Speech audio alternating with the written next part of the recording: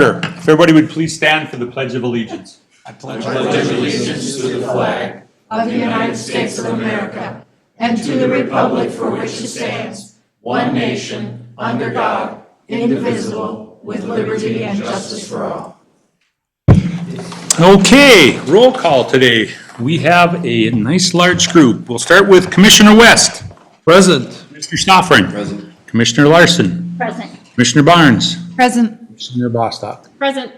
We also are joined by Council Member Tom Rush. We're also joined by Al Walker. We also have Mr. Scott Case, Council Member. Jeff's not here as of yet. We're not sure if he will be or not. We also have our mayor here, Mr. Swanson. And we also have our city planner, Mr. Lick. Present. Okay. Works for you, Kayla? Thank you. Everybody turn in their claim forms. Do you have them all? Good deal. Okay. Let's get on to the agenda. B, approval of the agenda. I would like to just note that under E1, we have our Planning Commission vacancy. After our general discussion of D, if our guests would like to leave after D, they certainly can. You don't have to hang around for the rest of the meeting. Just to let you know, feel free to leave. Feel free to stay as well. Other than that, any changes, additions, subtractions? Otherwise, I'll entertain a motion to approve as is. I'll make the motion to approve the agenda for the August 12th, 2026 meeting, joint meeting of the Special Planning Commission with City Council. Okay, do we have a second? I'll second that. Okay, any discussion? All in favor signify by saying aye. Aye. Opposed, same sign. Okay, agenda's approved as is. Brings us to C, approval of the minutes from our special meeting in July 8th, 2026. If everybody's had a chance to look that over. Any changes to it? Otherwise, I will entertain a motion to approve as is. I'll make the motion to approve the July 8, 2026 Special Planning Commission meeting minutes. Okay, do we have a second? I'll second it. Okay, any discussion? All in favor signify by saying aye. Aye. Opposed, same sign.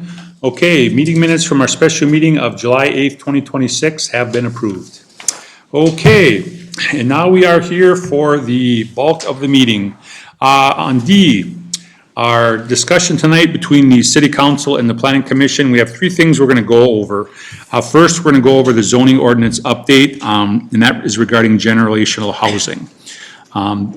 These are basically going to be a discussion, get everybody's input. We want to make sure that both the Planning Commission and the City Council, not that we're going to agree on everything, but that we can be in agreement so that we are on the same page when we're working together. Meetings are separate, but we need to be in unity and be one.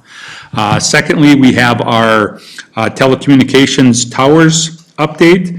Last week or a couple weeks ago, we had a motion by Mr. West to put a moratorium, a one-year moratorium on any new towers coming into Baldwin. So we would like to discuss that with everybody present. The third one we'll be discussing tonight will be the non-conforming shoreline plat lot requirements. We've had some variances come through, variances in the past. We've had many discussions over the years, what to do with variances, how to handle them. The one that always gets looked at differently are the non-conforming shoreline lots, because you're not talking about 2.5 acres. You're talking about little small acreage where you're going to put your septic, what your house, all that. So a little more discussion on that to make sure that we're all hopefully on the same page with that, or get a lot of ideas out there and come to some kind of agreement on that. Once again, we're not looking for anything on these. We're not looking to wrap these up tonight. We're just looking for a good discussion. Basically, what's going to happen then is this will go back with City Council. City Council is going to look at it, talk with Mr. Licht, and then from there, it's like, okay, well, let's go in this direction, or go back to planning and zoning. We'll look into it and we'll take it from that direction. So we're not looking for answers tonight, but we are looking for a lot of input from everybody. So please feel free. Any discussion is going to be a good discussion. We're looking for a lot of opinions, a lot of information as well. So we will start with the zoning ordinance update on the generational housing.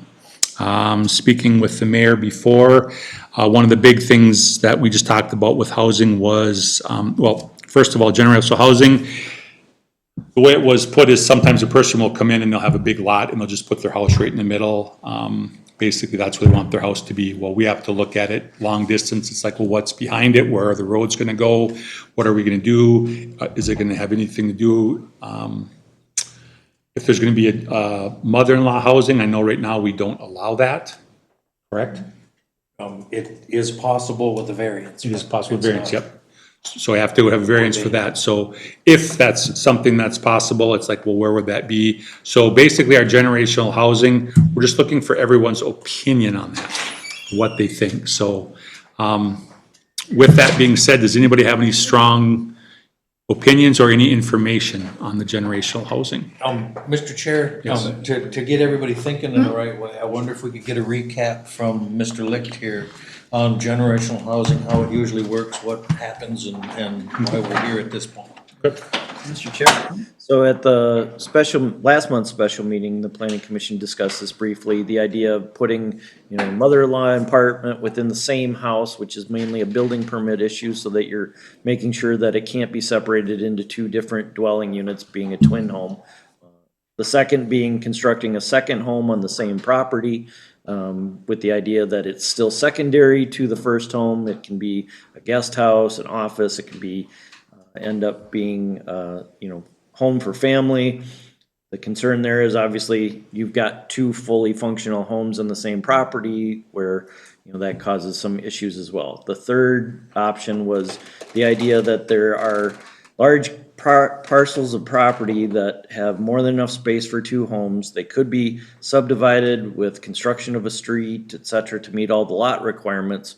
But with the intent of maybe splitting one house out for a family member on an interim basis, the city could be flexible, provided that approval was given with plans for how the property could be subdivided in the future with extension of a street to the property to serve that lot as well as others. So there's a range of options within that.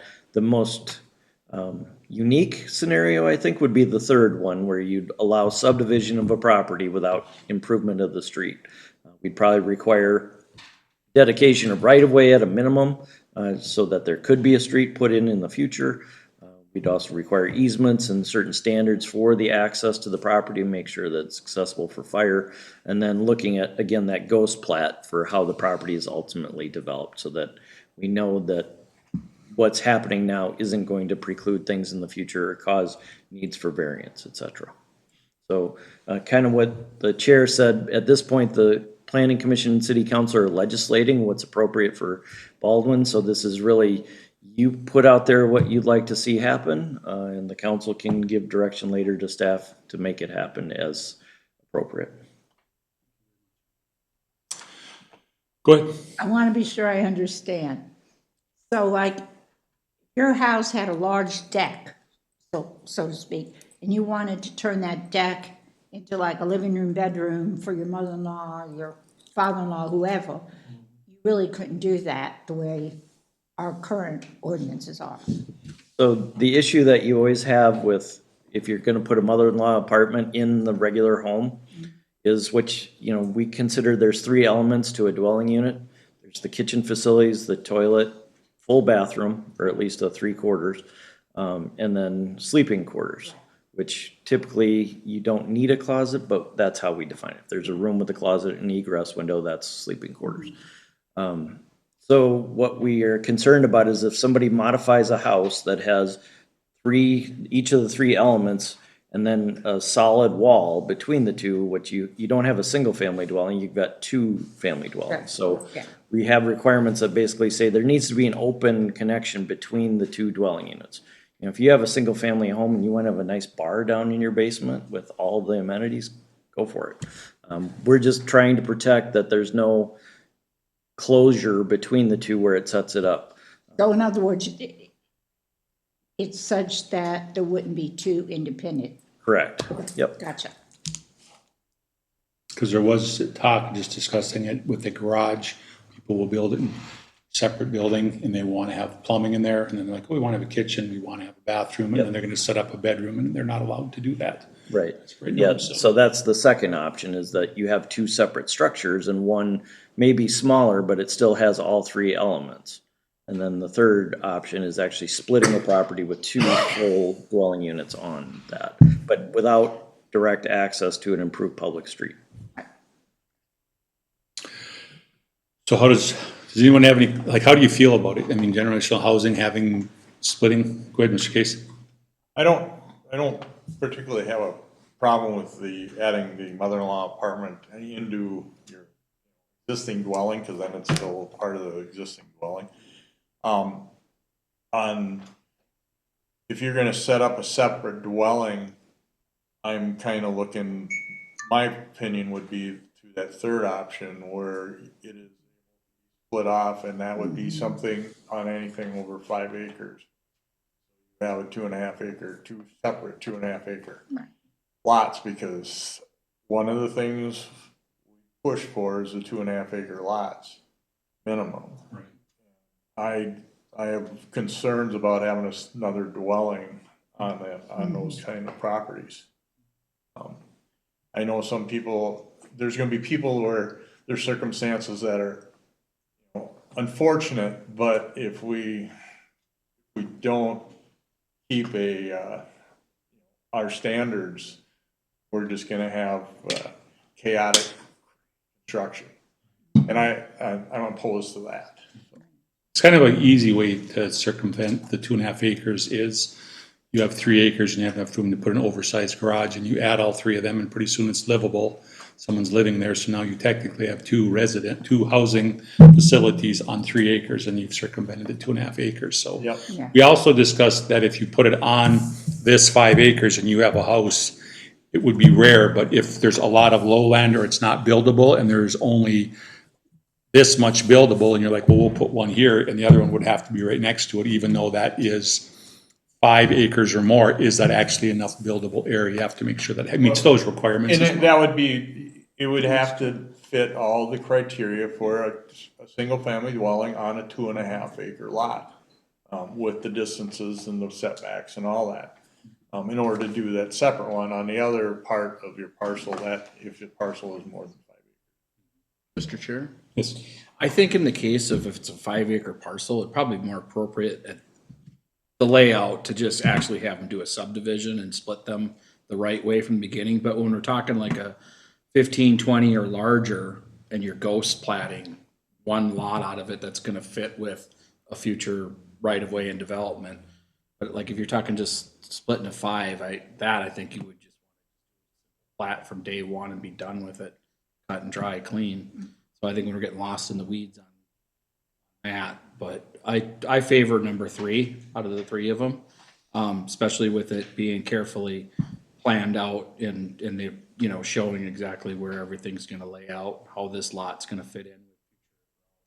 That way it's not kneecapping, but I've heard of situations where, for example, a parcel, some parents are aging out, a child wants to build on, be there with them, and then, but when the parents go, then goes the rest of the estate minus where the child built a home, and then subdivide off the rest and do the final, the actual platting process and build the road with the proceeds, you know, with the sale of the existing home of the parents and the additional lots that are created, or whether they, you know, sell it to somebody else who's gonna carry that out and get it done. But it's clean. It's a good way. It gives options. The chair, I agree with Mr. Holm. So in Jeff's last scenario, then, you know, the son who was taking care of the parents, so that would be a piece of property that would be in excess of 5 acres. Assuming that's your thought on that? No, the 5 acre thing comment was to Scott, if you were Right. starting with a 5 acre and you were dividing it into at least a minimum of 2.5. I'm saying if you're dealing with a small enough parcel like that, I don't think that there's gonna be a road, there's gonna be all the cost of developing likely. And so I think the appropriate remedy at that time is for them to do a simple plat and just make the 2 lots. Oh, If they conform with Got it. Okay. frontage. I missed that. When part. we get into a bigger parcel, then, you know, it's gotta be 2.5 or larger that they're creating. A situation that I am dreaming up in my head has an environmental lake, and they're gonna lose acreage to this lake, so the lot's gonna be 5 or 6 acres to conform with how the road would lay out, but right now, it's creating another option instead of somebody having to subdivide the whole thing. Because they're limited just because they don't have the frontage on the town or county road thereby. This gives them another play. And then we're planning and we're doing things right, and eventually we're gonna connect, one subdivision to Collector Street, and it's gonna be honky-dory, and we're gonna end up with 4 parcels out of the end of it. All buildable, 2 built and 2 to be built. Mr. Chair? Yes. I agree. I think that ultimately we have 3 scenarios that could all happen and be happening at the same time.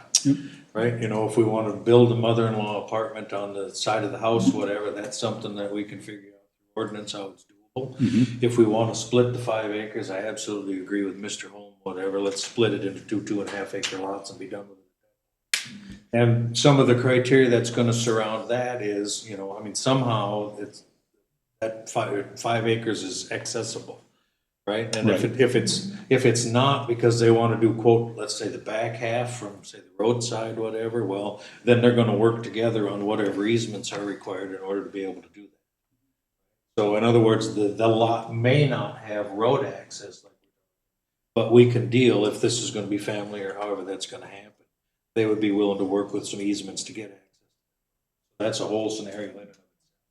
And then what Mr. Holm is bringing up here too is I think I don't know what the semantics would be surrounding how we would ghost plat that, you know what I mean? And then hold them to it, right? You know what I mean? So, and that would go to Mr. Licht and a way that we could do that to make it stand, right? Because 10 years later, 15 years later, or something, how do we adhere to what's. So what you would typically do is record that ghost plat with the plat approval, and all that's doing is illustrating, saying, okay, this is what was allowed to happen, and it was done in the context of everything can still be made to comply with the ordinance. And what that does is preclude somebody from coming back and saying, well, you approved this 20 years ago, and now we want to do this, and we can't. Well, you pull out that ghost plat and say, see, you can do this. This is your option. So you don't have basis for variance. In what you said earlier, one of you two said would be, I think you did, Dan. So we would essentially create this lot that's gonna be built on where the child is gonna build a home and it's gonna be a lot and it's gonna be recorded, right? And then you mentioned dedicating right-of-way. So at the same time, we can also have them dedicate the right-of-way for how this road in the future is gonna lay out. So the dedication has already been recorded, correct? And then therefore, that's already there for the road. And in the next step would be is to do the official plat where now we carve out the rest of it around the existing parents' home. And if there's any additional lots that are gonna be created, depending on how much acreage and what the layout is. But at least you get the 2 things, the new lot created that they're able to build a home on for the child, and then also just the recorded dedication of this is where the road's gonna go, and this is how this new lot ties into it, and then this is how the rest of it potentially would be eligible to go. Say, carve this house, the existing house into this, and you got enough frontage for X. Mr. Martins. Okay, I have a question for Dan. If we dedicate the right-of-way now, who builds the road later? For Chair. So it would be the next developer who's ever gonna plat and subdivide the remainder of it, because there'd be an exception, and it would be listed as a condition on the plat that Okay, to further subdivide these properties, a street must be constructed. So whoever comes in to do that street would have to build it. And then you'd have an encroachment agreement allowing the 2 lots that are created today to have private driveway through that right-of-way, subject to them maintaining it. okay. I've had issues with that before, because once the right-of-way is dedicated or issued, then it belongs to the city. Right. And then the city's supposed to build it.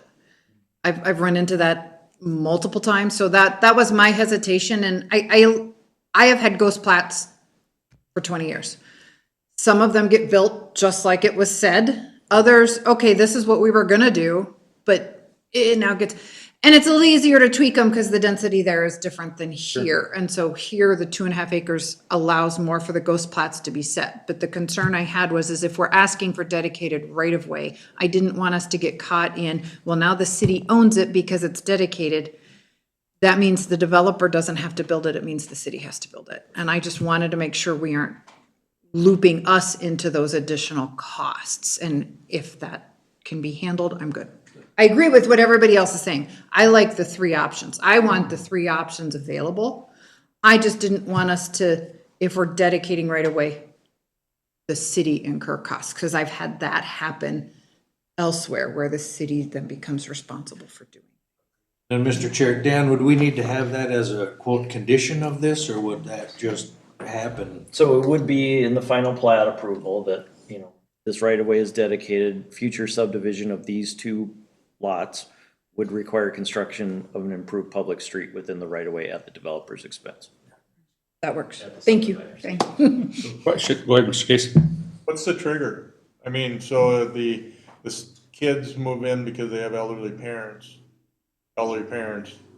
pass away, can the kids sell the whole thing, or is there a trigger that causes that subdivision to start? The trigger would be an application to further subdivide. You know, the issue you always have with zoning when you try and do something based on the people that live there today is those people aren't always gonna live there and the circumstance is gonna change. So you kind of say, okay, this is the scenario why we want to consider this, but we have to think about it in the context from what we're actually doing is putting two houses on a shared driveway out to a public street.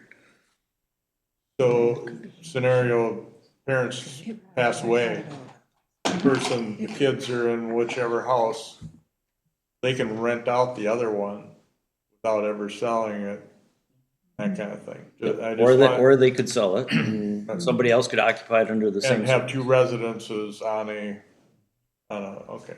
But they're not on the same parcel at that point. This is creating a new parcel that has no frontage currently on the road. They have frontage to a right of way, but not an. Maybe, but in this scenario I'm hypothetically talking about, there's that issue Mr. of, Chair, I think to bring Mr. Case's trigger point to fruition, if the kids decided to sell it or develop it, that would be the trigger. If they sold it to somebody else who wants to develop it, that would be the trigger when they come in with a filled out ghost plat.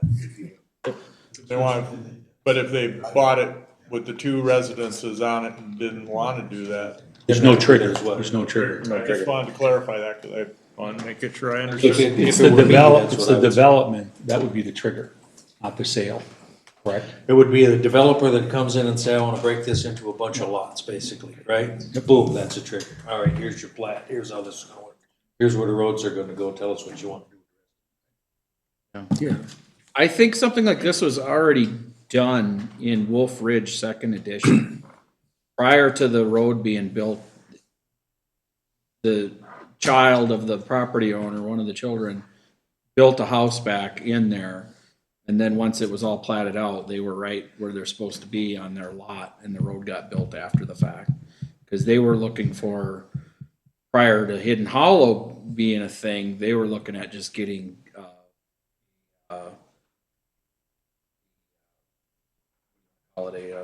easement to go from Antelope Acres to get to that eastern property east of Wolf Ridge First Edition. So like I said, I believe the house back there. So Sherburne County worked with them back then, and the one son had a house back there before the whole thing was even done, put through. Mr. Chair, done properly, I think this is allowability. Well, it's just with the three options, it pretty much gives everybody an option. If it's just their one parcel and they want to go with option one, there's the requirements, everything has to stay with, as Mr. K stated. If you have a 2.5 acre or 3 acre, whatever, and you're going to add on, there are requirements that have to stick. If you're going to split something small or something big, whatever way you decide to go, I think with the three options, it gives the residents of Baldwin something feasible depending on the size of their property. So we're not cutting anybody else saying, well, this is it, cut and dry. It's simply whatever size parcel of land you have, what you're going to do. Here are three options. So I think it does give people viable options. I don't think we're necessarily Xing too many people out. I think it gives pretty much every option. Going back to my 5 acre scenario, splitting 5 acre. If there's no way to make the proper conforming lot with frontage, there's no point in ghost platting something that can't be done in the future. So when I talked about that other scenario with a larger chunk, it's a lot within a future plat.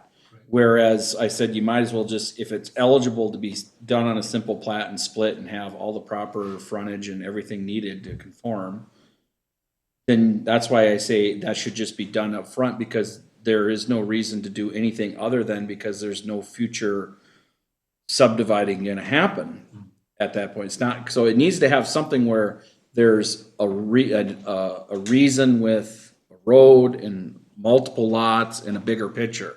So on these smaller things, it's this, option 3 is really not an appropriate or an option that makes any sense at all. So I don't know, in the language of a ordinance, Dan, how, you distinguish that up front. Figure it out when we get there. But that's something.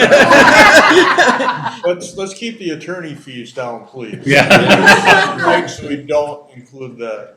Mr. Stoffer. So, Mr. Chair, so are we saying that if it's less than a 5-acre lot, they're limited to like a mother-in-law addition to, or an addition to the existing home Yes. with no solid wall, with the opening between it? So that way we're not creating two property, or two separate buildings. That was option 2, right? Two separate Correct. buildings on a smaller, that can't be subdivided between the 2 5 acres. Correct. We go over options, I'm sorry, Mr. Chair, we done?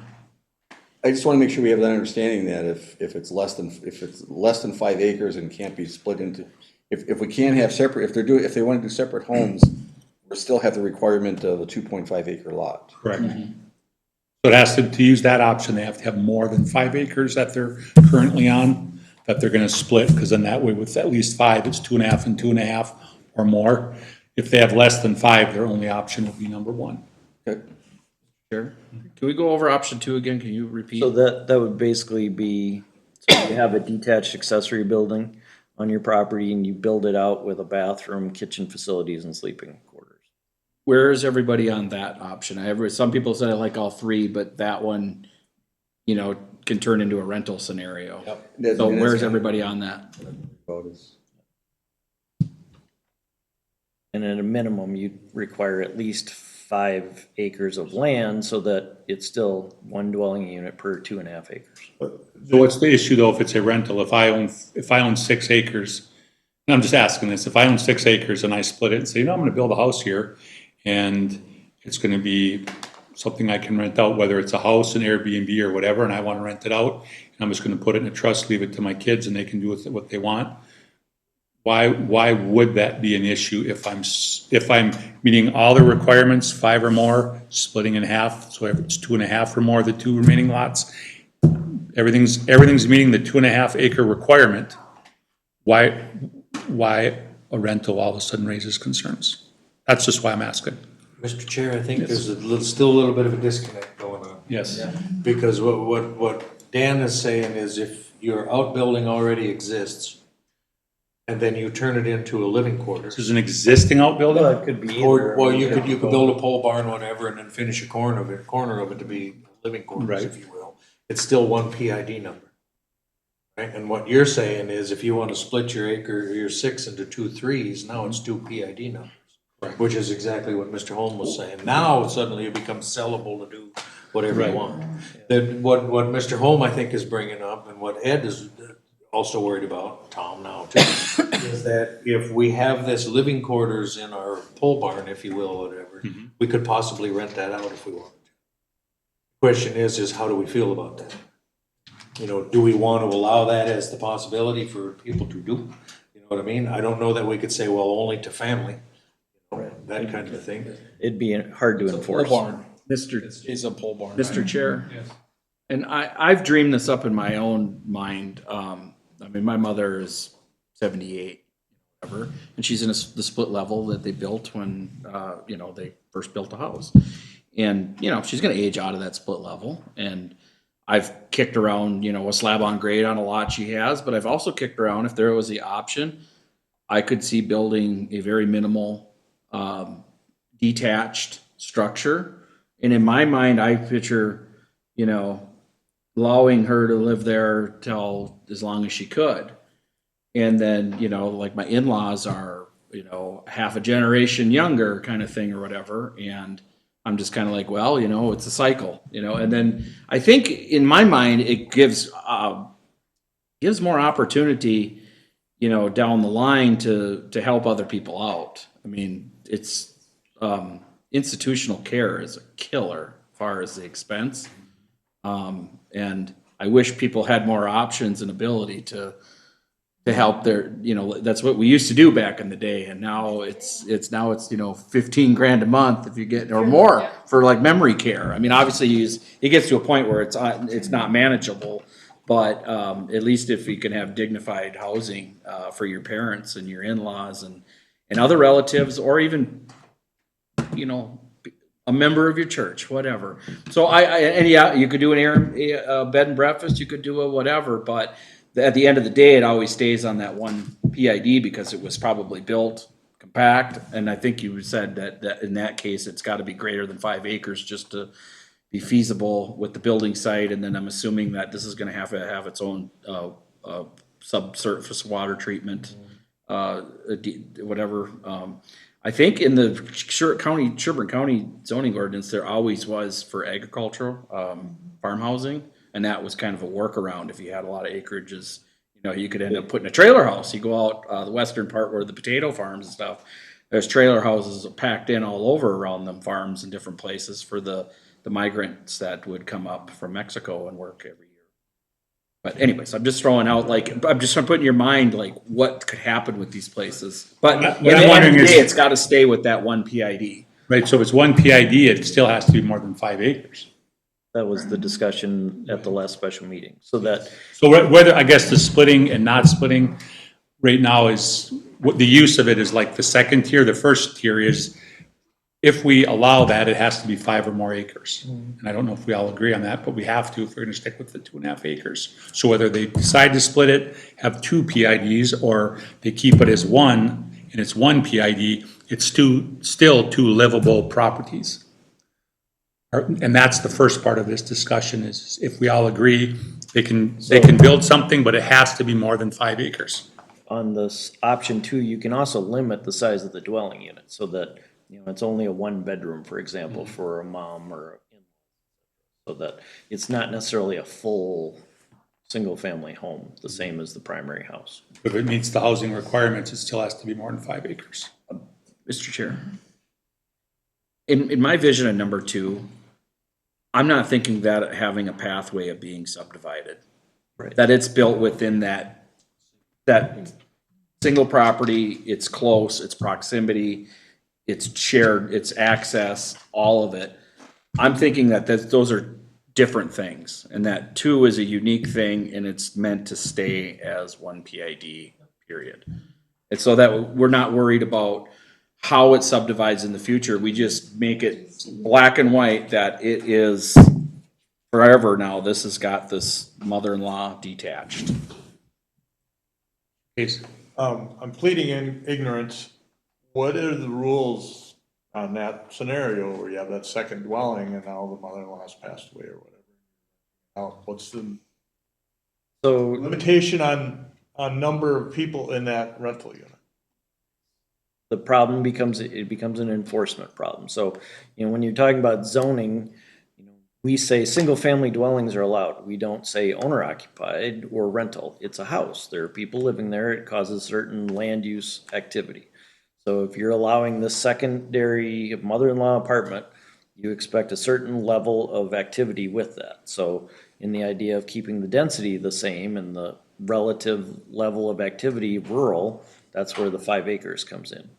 You can then kind of scale it back by limiting the area of the structure, but you're still not going to get down to the point of saying you can only have this many people and it has to be a family member, or, you know, the owner has to live in one of the 2 dwellings on the property. You're just acknowledging that, yep, we're going to allow this scenario, and whoever owns that property can live in that house. They could rent that house. They could rent that house. Just from personal experience, I've gone into dwellings with 1 bathroom, 2 bedrooms, and there's 15 people. And that, you know, they're mattress, and So just so we're aware that in the scenario where you're allowing those things to become rental properties, I thought it was awful. that you may end up with that kind of scenario. And I've gone into plenty of places like So that. the second scenario, number 2, is the hardest one to really address, and that's, I think the planning commission talked about it. Sherburne County just passed their ordinance and wanted to get some input from the planning staff there as to if anybody's used it, how it's working. Use that as an example. So maybe where it starts is, okay, the attached mother-in-law apartment is the first scenario, then the second part, or the third option with the larger parcel and a ghost plat and a separate lot is where the city starts, and then, see how Sherburne County does with their ADU situation going forward, and then amend if necessary. I think the community has a need for more Airbnbs and really small rentals, so obviously there's the possibility of things going wrong, but that can also happen in a house right now. Somebody could put 50 people in a Right. 4-bedroom house. But there aren't a lot of Airbnbs around here, and if we want to host community events, I'm hosting a trial nearby and I can't get my people to stay nearby, so they have to go stay in Elk River instead of giving back to this community, and in that sense. So I think they're, even though it has its downsides, it also has its good sides, which we don't always look at. Yeah, and I was not bringing up, I'm opposed to it, I just want people to be aware of that side versus, I think if we make it correct for the rental units and those things at the Airbnb scenario, and there are rules that you have for that, and that may be certainly something, Rush. Yeah, I think it should be, instead of 5, it should be 10. I thought. Because, you got developments anywhere from 2.5 acres up to 10 acres in there. Starts, trying to if I got 7, 8 acres and I try subdividing, I think it should be 10. yeah, I've got 6, I don't really have it would be tough, but I could split it into 2 3s, and it wouldn't look good and it wouldn't fit the neighborhood well. Yeah. And I'm thinking, I supposedly back up or am in the Sherburne Refuge. So some of my land is not buildable. Right. And I wouldn't want it built on either, to be truthful with you, and I wouldn't want my neighbor building on the other half. So I kind of agree with Tom. You have to look at how many of those kind of lots do we really still have here that haven't been built on, and how many could we go with the 10 or larger? I honestly think if we're looking at it as an ADU, we're allowing pole barns on 2.5 acres or 5 acres. And putting a kitchen, bathroom, and 1 bedroom in the corner of a pole barn is no different than saying, okay, allow them to do what we call an ADU. But the ADU could be, as Dan has mentioned, limited in size. They can be a tiny house. Maybe they're only 400 square foot in size, or 6. There's fabulous tiny homes out there, okay, so the ADU, or the secondary unit on one PID, is limited significantly in size. There's always the option that somebody's gonna, Right. but that happens in any structure anywhere. Right. But I think a 5-acre parcel, unfortunately, I don't like the idea of going to 10. Because I think there are 5-acre parcels out there where a house and a tiny ADU would look very nice on a 5-acre parcel that has trees surrounding it and things, and it has room for it. Unfortunately, I think it's a very parcel-specific item. There are 5-acre lots that I agree, it wouldn't fit, and we'd want it on something bigger, but I don't know how to write that into an ordinance. Sorry, that's just my opinion. Mr. Chair? Yeah. Mr. Rush, it sounds like you would want to preclude having anything happen in your subdivision, but you have a 21-acre lot down the street. I guess that wouldn't fall in your 10-acre criteria. You'd have yourself your unit down there, possibly. You possibly could, yeah. I'm just talking the majority of them. I think each lot of land is individual, so I think trying to look for something general. Limiting the size is hard.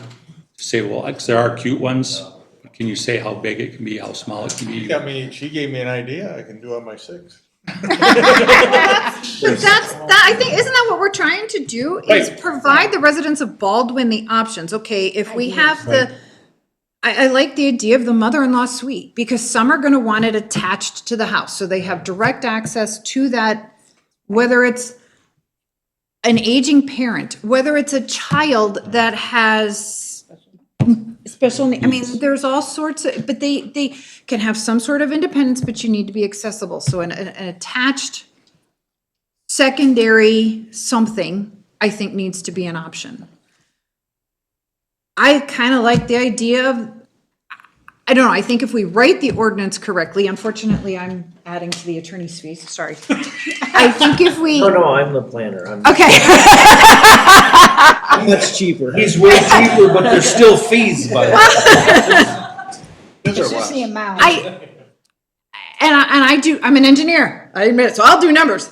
I'm not gonna write it, I don't do well with words, but I do think there are scenarios where there are smaller acreages. Whether there might even be a 3-acre parcel that the way it's configured would allow, I do think it's possible to limit the size of that structure. Part of what's gonna help limit that is if we set setbacks and requirements or criteria all along those lines, and as we've discussed in planning commission, we have to then be able to hold to those. If there are extenuating circumstances, everybody comes in for a variance, but I think if we write it correctly, a 3, 4, a 5, I mean, yeah, I don't. Watching. Yeah, and I agree, anything, if they want 2 separate homes, I like the idea, if it's a 5-acre, you can only split it because you got their 2.5. If it's a 6, well, you can only split it because you're not gonna subdivide it anymore. If we've got 8, 10, 15, then yes, then the ghost plat and creating the lot that fits into that ghost plat becomes that option. There's a lot to consider. It's a lot to write in a right way, but I do think we can limit, there are ways to limit that ADU option and not remove it. I don't know as if I get everybody has concerns, whether it's rental or not, whether it's compliance, whether it's, they don't own it, so it becomes a safety issue a lot of times because they don't have ownership in it. But Airbnbs are a nice option too. I mean, I'm babbling, sorry. Go ahead, Bruce, give us a book roll. Yep, Mr. Chair, Dan, question for you. Not that we would follow what other communities do, but what are other communities looking at when it comes to generational housing that are, like us, that have some acreage and potential for some other plats and, different things? So like I said, the third option is kind of unique. Most cities just say, no, you gotta have the required frontage and access and everything. I think it works in this scenario because it's probably limited in scale. It somewhat benefits the city by saying, really, if you're gonna have 2 houses, do we need to build a street that then we need to maintain for 2 houses when a shared driveway designed correctly is adequate? Every city dealing with the ADU question on a single property has the same problem. Blaine went and adopted a regulation thinking this is gonna be great, and then the first person that comes in turns around and wants to rent it, and now everyone's like, well, wait a minute, that's not what we thought we were doing. And it doesn't fit with the neighborhood. This is 2 homes on 1 lot, so it's double the density and all the things you're talking about. So I think whatever direction you go, you start conservative, so you do set the lot standard higher. See how it goes, because that's gonna have less impact to surrounding properties. If that seems to work and the setbacks work and everything, okay, then maybe you can go back and look at it in the future and reduce that down to 3 acres or something. So, we just had in Lakeville, we allowed chickens on residential properties. We started with 2 chickens per lot. 5 years later, city says this works fine. Now you can have 6 chickens. So, things change and evolve as it's proven. No. Right. Fox, you have a property, not ever, that's just 6. Dan, you're we just gotta get something in the books. Right. We need to get something in the books on all this, so we have a starting point, and I agree. Let's start conservative. The future, planning commission and city council, 10 years down the line can adjust it to their pleasures at that time, but at least we get something. How did this come about? Is this from the county? How did this start, or were we just planning ahead? Did I missed that part? So that's in the Council member compre- asked. Yeah. Council member asked. We also get questions all the time about this. Given that there isn't the option for any housing beyond single family in Baldwin, you know, what can we do? I wanna live next to my parents, I wanna have my parents on my property. You know, people read in the paper, well, this city allows ADU, Sherburne County allows ADU, so why doesn't Baldwin? So, A lot of places that allow ADUs. And it, even in Blaine, you know, on the small lots, like that particular development came out in droves and then they changed their mind, but they're still allowed on other lots. They aren't, they're just, they went different specifics on there. Okay, well, tell you what, it's 7:45, and we've had a lot of discussion about this. We'll wrap it up here in the next 5 minutes. If anyone has anything they want to add that's different from all the stuff we've heard. Yes, and then we will ask the mayor and Dan if they need anything else clarified, and then we'll go on to the next. So, any last comments from anyone? My final thoughts on it is to consider when we're talking about doing this and making these options, think of what Baldwin is, the people of Baldwin, what we are. We are people that do not like excessive government. We like some freedom, property rights, things like that. So I think this would be with the proper ordinance and everything being planned out and done, so it has, you know, meets the idea, but it gives us some freedom to do some unique things and enjoy our property and, you know, create a space that we're able to, you know, in the case of having a elderly parent or relative or someone with special needs or like, I really agree with you about having some local options or whatever. I mean, I kick around putting a resort in right behind Tom on the north side of Lake Marguerite with about 4 or 5 units there. That would be great, don't you think, Tom? How many docks? Well, there's no, it would be just one landing for your kayak. I'll throw in some dirt bike trails too. So just think about what we value in, you know, being able to do things and not, we didn't come here to be overtaxed, to be overregulated, to be, you know, so I just think I think it's a good option. I think all 3 of them done right. And I do like what has been said about, start with number 3 or number 1 and work our way to number 2 and then make adjustments in the future. Starting with, you know, if you start at that 5 acre and don't go less until we see that it ferrets out and works. That's my last thought on it. Thanks. Anyone else? Anything else you Yeah, wanna Mr. touch Chair, on? I concur with everything that's been said here so far tonight. The other thing I would say too is either scenario, either one of the 3 scenarios, I think would ultimately be self-driving in a way. In other words, if somebody has 5 acres that they want to do this on already, then chances are it's in a platted area already. So the plat had already been done and there's going to be certain ramifications that surround that and what they're going to be able to do. Whether we say 10 acres, 5 acres, 3 acres, or just settle with the fact that, well, at least there's 2.5 acres per dwelling. Something that we could talk about.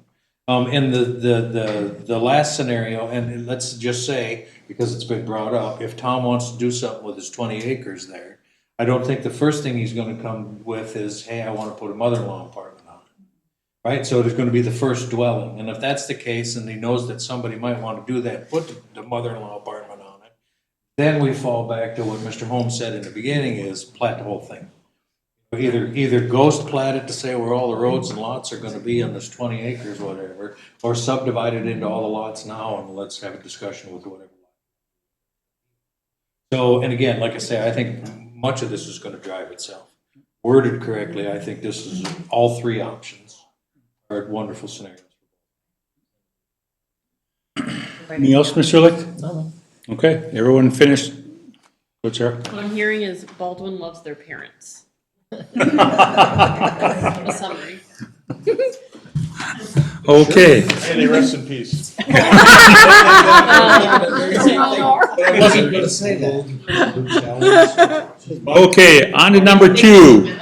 Our zoning ordinance update, the telecommunication towers.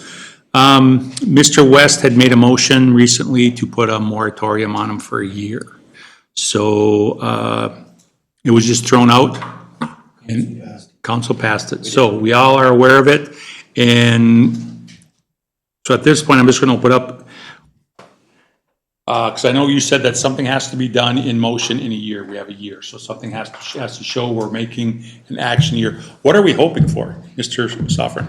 Mr. Chair, just to clarify, that's for new applications for towers. Right. So then the question is, how many existing applications? Because when the gentleman was here, didn't he say he had like 4 more open applications?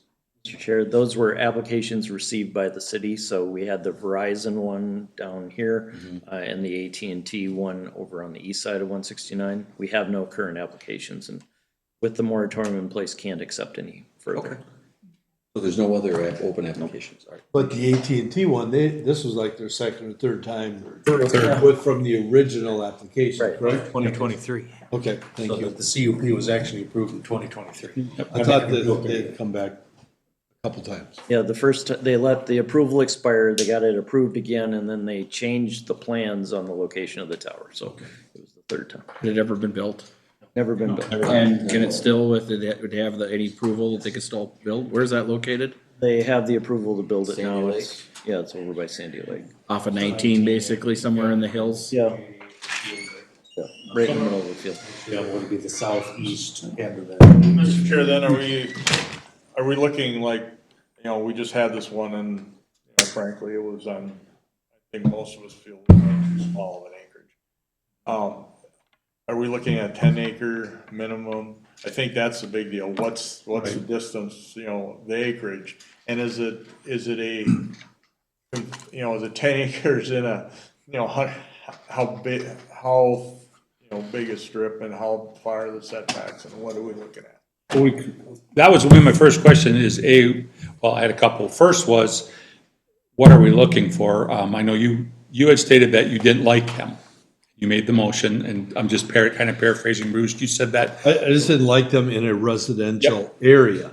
So on your note, the second thing is there is a radius of how many houses have to be or can be within a quarter of a mile.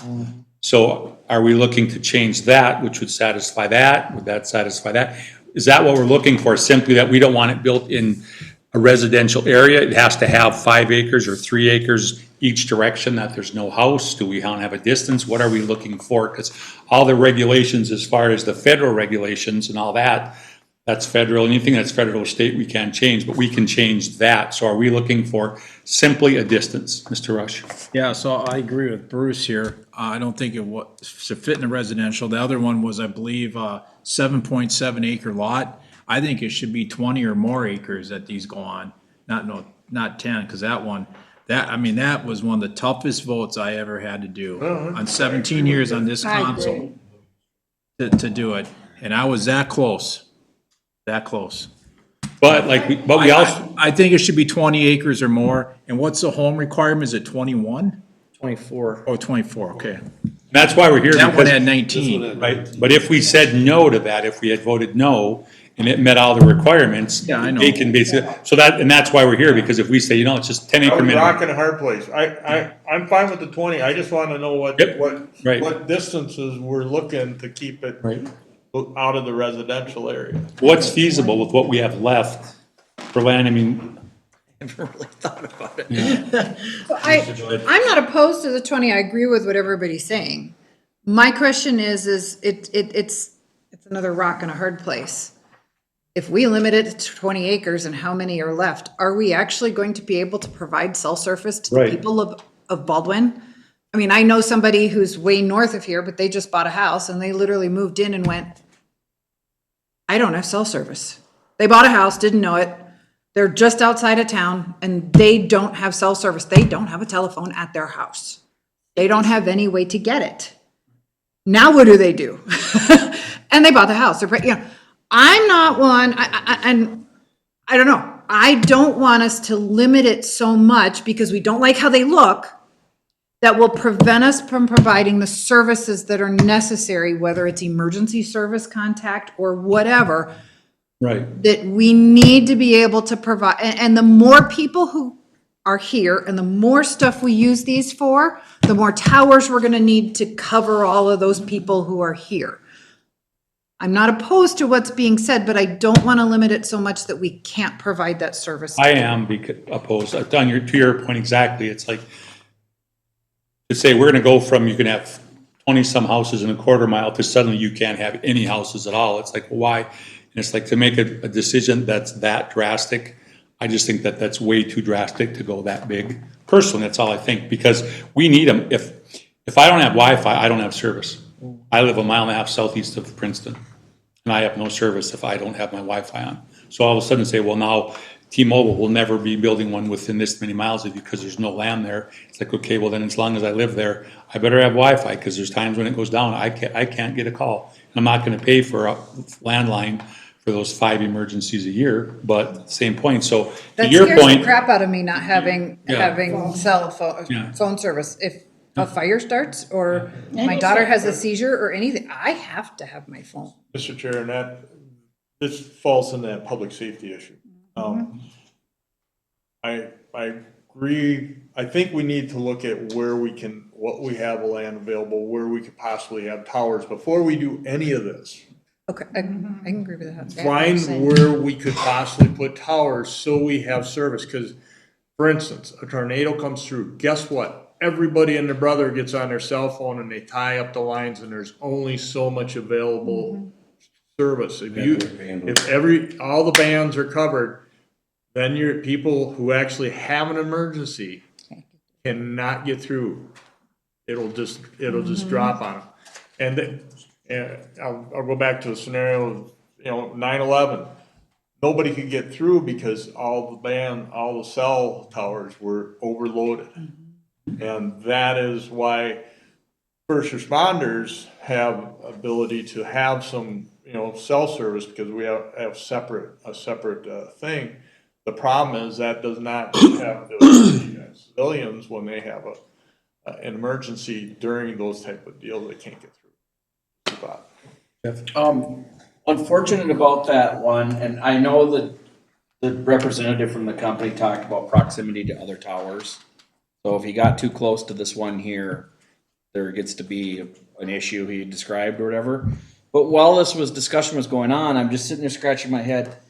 On the north side of Canton Lake, however many feet it needed to be away from the shoreland district, you have a large commercial area there that I'm sure that property owner would have been happy to have cell phone tower money. There was more suitable places, I believe, closer to the highway in a kind of a commercial transition area. And so what Scott was saying is, and everything I'm hearing so far is, can we envision where these things could fit in other areas and then try to craft our ordinances that steer them to those situations, keep them closer to, say, the highway, or, I could see the southeast area still has some large tracts of land that, but eventually will get subdivided out there around 19, around the curves and stuff. But I just would have rather seen that thing north of Cantland up close to the highway, just like the Marvs and this one isn't far off. How about the 30 acres? Which they're I would acres. assume, No. and we certainly could put one Oh, there. yeah, there too. We would have happily took a That'd be a check. great one there. I think we could easily get the maps from the cell companies as to where their tower coverages are now, and then look at spots available. So I apologize right away, I asked you about how many lands, if we went with 20 are big enough, just hoping you'd say, oh, there's 72. Because you have to, find people that would do it, but if we go to 10, that increases it. But then also if you have, well, this is 80 acres, well, chances of a person selling, they're better off to sell it to a developer, all of it. So if we have 66 parcels that fit that property description, how many of them are actually gonna be people who wanna put it there? We don't know. So it's kind of hard if we go too big, because we are gonna limit it. Because the bigger they are, the more a person will say, a developer will come and say, I'll give you this for it, and the person goes, yes. My thought is, rather than a minimum lot requirement, you increase the setback from existing homes Because right now it's basically the tower height to property lines. Yep. Second thing you do is you reduce the diameter for a residential area and reduce the number of units so that it's more proximate. Because I think where that one got under the threshold is there were a whole bunch of homes immediately around it, Yep. but the farther out you went, it got spaced. So that's where it picked up the undeveloped parcels and was able to meet the requirement. So if you condensed it to a more immediate area and saying, if there are houses in this immediate area, then that should be precluded. And Councilmember Holm is right. The way you do these ordinances is you encourage them to go to commercial and industrial areas by making it easier. So you make it a site and building plan review without a public hearing, so that it's just, yep, you meet the requirements, up you go. Without having to kind of expose it to controversy. Sarah? I think first of all, this is probably a tale old as time. And in the 1940s, people sat in these very same plastic chairs and debated power lines coming through the cities and the pros and cons of that. I would even argue, telephone towers are like 20 years ago, and data centers are the new thing that we're going to be here next year, probably arguing things like, maybe not exactly next year, arguing about that. I don't have like an issue with even how it is now. I think our concerns that we've said here are very different than what the public concerns were. We're saying a lot of, we don't want it in residential, it doesn't look nice. There are a couple people, at least when they came here, who said, oh, what's the retail value of my house now that there's a telephone? So there are a few people, but a lot of them, to me, were just uneducated on what the tower, they're like, we're being exposed to this, we're exposed to that. And so I think we're even arguing different than what the public's concerns are with them. So a big step would be education, which ultimately I think falls on the cell phone tower companies, but they're clearly not doing it, and we have to deal with the downfall. So providing some context and education behind these things, and also if our concerns are their concerned, we should be concerned with their concerns, not our own concerns in that sense. Yeah, go ahead. Question, I also, unless I totally misunderstood it, the government working with the cell tower companies, put them anywhere they want, basically, within reason. So That's what I was hearing at the meeting. they pretty much have the right that if they demonstrate the need for it, the city can't preclude it. So what we can do is limit the height, setback, et cetera. You can lower the height from 175. What you're going to end up with then is more cell towers because You're gonna they're have not. more. So it's a trade-off, but So I go they back could. to what Scott said then. Use the maps that they have and find parcels that we have that are either by commercial areas or close to highways or whatever, that would be advantageous for them to locate on. Ooh, that's a lot. We got 3 hands. We'll start with you, Ed. One thing I was surprised with, so we require that they add a additional hookup, so that you get the primary user, and then we specify they have to have a second hookup. But the thing that surprised me was they only had to go out 1 mile. So can we change that 1 mile to a 5 mile? Or is that a federal regulation, or is So that something we can ordinance? We can look at that. I assume there's a technical requirement why it's a mile, but Okay. we'll have to see. So, Baldwin didn't write this ordinance, I didn't write this ordinance, so we're trying to understand what Sherburne County was thinking when they did write it. I haven't seen a requirement like that before. Usually it's just provide a coverage analysis for all other towers as part of demonstrating that gap. The intent of that is different companies, so you have Verizon, you have Right. AT&T. They could technically share a tower. No, I understand the co-location component. It's identifying the other towers in the area where these antennas for the provider proposing the new tower, where they could go, which, in my mind, you're still getting that with the coverage analysis, but we'll look at that. Okay. I have a question, because it's a good idea, but if we have something and they meet this land right here, and we say, well, we would like you, we've looked and did the research, and we say these 3 over here are better for you, and they just say, well, we're gonna go there, do we have anything to stand on? No. So is this, it's a good point, but is this just a bunch of work? That's the question the public came up with. Well, but you can then use that to craft setbacks and lot standards.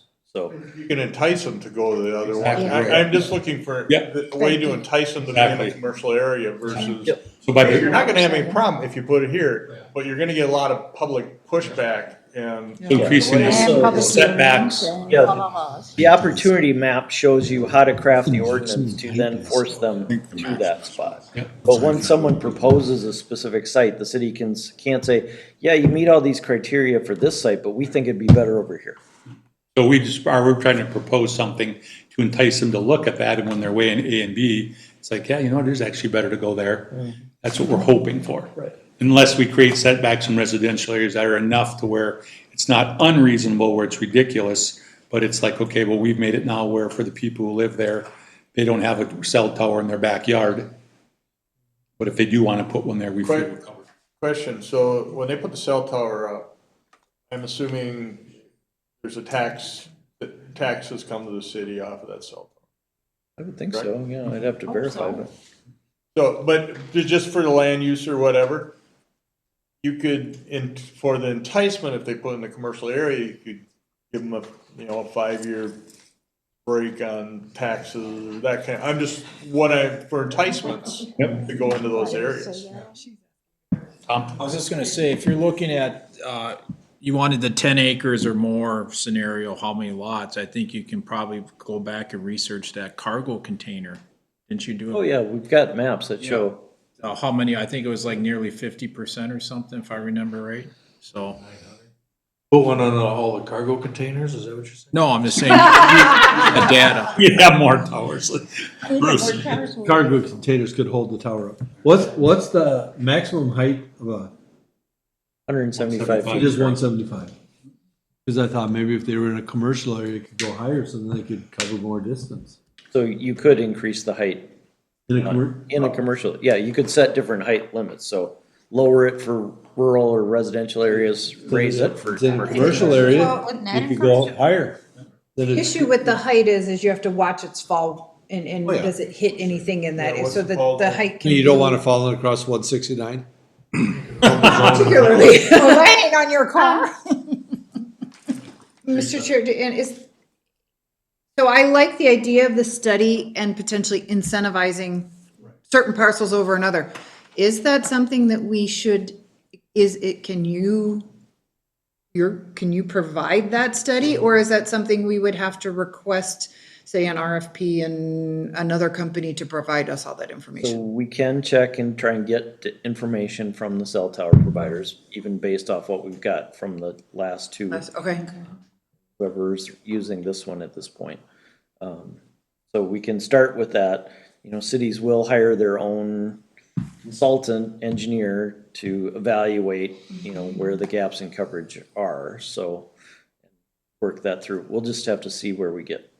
And that's something Initial information. city council would have to ultimately authorize. I like the idea, but before we go too far, I'm not. what gonna- does it require for us to get there was my question. not Thank gonna you. Drive around the city with my phone. we're paying you. I only get one bar. Well, drive all over with my, and I'm charging how much per hour? Yeah. Question for Dan. Now, we talked about larger parcels and stuff like that. And I alluded to southeastern Baldwin out of 19 around the curves. There's some large tracts so we identify that as, well, that makes sense or whatever. What happens when the tower's there, then later someone comes to subdivide and they want to put 26 homes and you got a tower that's already there? What happens there? Well, if the minimum lot area for a tower is 20 acres, they have to keep the tower on 20. Well, yes, but say there's an adjacent 60 acres that Well, then subdivide. they're moving in after the fact, So then it's not an issue. It's a matter of people making a choice to buy a home near the tower. Okay, I just wanted to clarify if it makes any snags or anything, yeah. Mr. Chair, and that's actually what I brought up when we were going through all of this heartache. Was we have one out here on 80 acres. And by allowing that tower to be there, that does not hamper the developers from coming in and turning that into 2.5 acre lots. Right, so it just Disclose it to their people. Here's what you've got. So, and the other part of that too, I think, is we have one here and we have one at Marv's. And when we think about how many homes are around this one, we'll get to 19, 20, 24 pretty easy, right, in the same area that we're talking about there. If we take the one up on Marv's here, whatnot, that's right across the bike trail, if you will, from Flower City Estates. So we already have well over, I think there's 31 homes in Flower City Estates. We have well over 31 homes right close to that tower. You know what I mean? And we heard about the property values and the detriment to the property values, and homes have sold around here. These ones sold across the street here. That tower's been there for 20 years. I don't think anybody felt any detriment to that cell tower there. And the other part of this is, well, we can say, let's keep them out in the area, out in the large tracts of land, if you will, in those areas. That's all well and fine. But people want their cell phones. People, even the people that came to talk to us, whatever, you know, were using their cell phones, so they didn't miss anything, right? And this has become a part of our life. And so if we think about where Baldwin is now with 7,500 people in it, and we think about where it's going to be 15 years from now, it's probably not going to be 15,000 people, but I bet you it'll be 10 or 12. Right, and 10 or 12, if we're already lacking cell service here now, you know what I mean? Where are we gonna need to put these towers and all of this so that everybody has their communication? Literally, and I'm sorry to say, it's gonna be in a housing development, because that's where the people are. You know what I mean? I mean, that's where they're gonna need to have this. Maybe Starlink takes off, whatever, and we don't need that anymore. I don't know. But until we have another way of communications and transmitting that communication, this is what we've got. So when we start talking about that, and we think about, okay, can we plan where the service providers can or should put their towers? You know what I mean? We don't care if Verizon has a tower down here. I don't mean that from what the people said. I don't mean that as that aspect. If they need a tower there, they've decided that the coverage is lacking in that spot. They think they need a tower there. We would never have gone to them and say, hey, we wish you would put a tower right here. You know what I mean? That kind of thing. This particular case came up because we had a landowner willing to rent. We had a service area, whatnot, that was lacking enough provision, so they want to put a tower there. And then we had all the rules and regulations said that they could do it. Right? And then that was stuck. Now, the question is by the time we do all this, what happens 15 years from now? Literally, when there's absolutely a need, the people are screaming, we need more coverage, if you will, whatever, The people now, I mean, me with Verizon say, I can't get cell signal here, whatever. And then we can't put a tower close because we have that. Ultimately, this is going to encroach right into a change of what all that looks like anyways, right? You have to do like the one gentleman that spoke at the public hearing said, well, I had Verizon, didn't have a signal, so I switched to AT&T. So, you know. Mr. Chair, I've got a scenario, you imagine. We'll take a 10-acre parcel here, right here. And in the back of it is the highest point in this whole flat area here. So, and it's got 13 other residents surrounding that 10 acres. And it's got over 50 homes within a quarter mile. In the whole area, you're talking well over 100 homes. But what if on that 10 acres, because of the height of the topography, what if you had, say, the 80 to 100 foot pole that gets it high enough and scales it so that it serves very well to this high dense area? Is there a scenario where you could craft the ordinance where that size appropriate and how in a high density area, a lower tower could actually be less of a nuisance to, because with 5G in the cities, they're just attaching them to buildings and water towers and just not even high stuff. And they're using it all over the place. That's what the whole part of that whole technology is. So I can see a shorter tower actually getting quite a bit of business in this little circle here. And then, I wouldn't mind, bringing in 1,500 a month, for. Scott?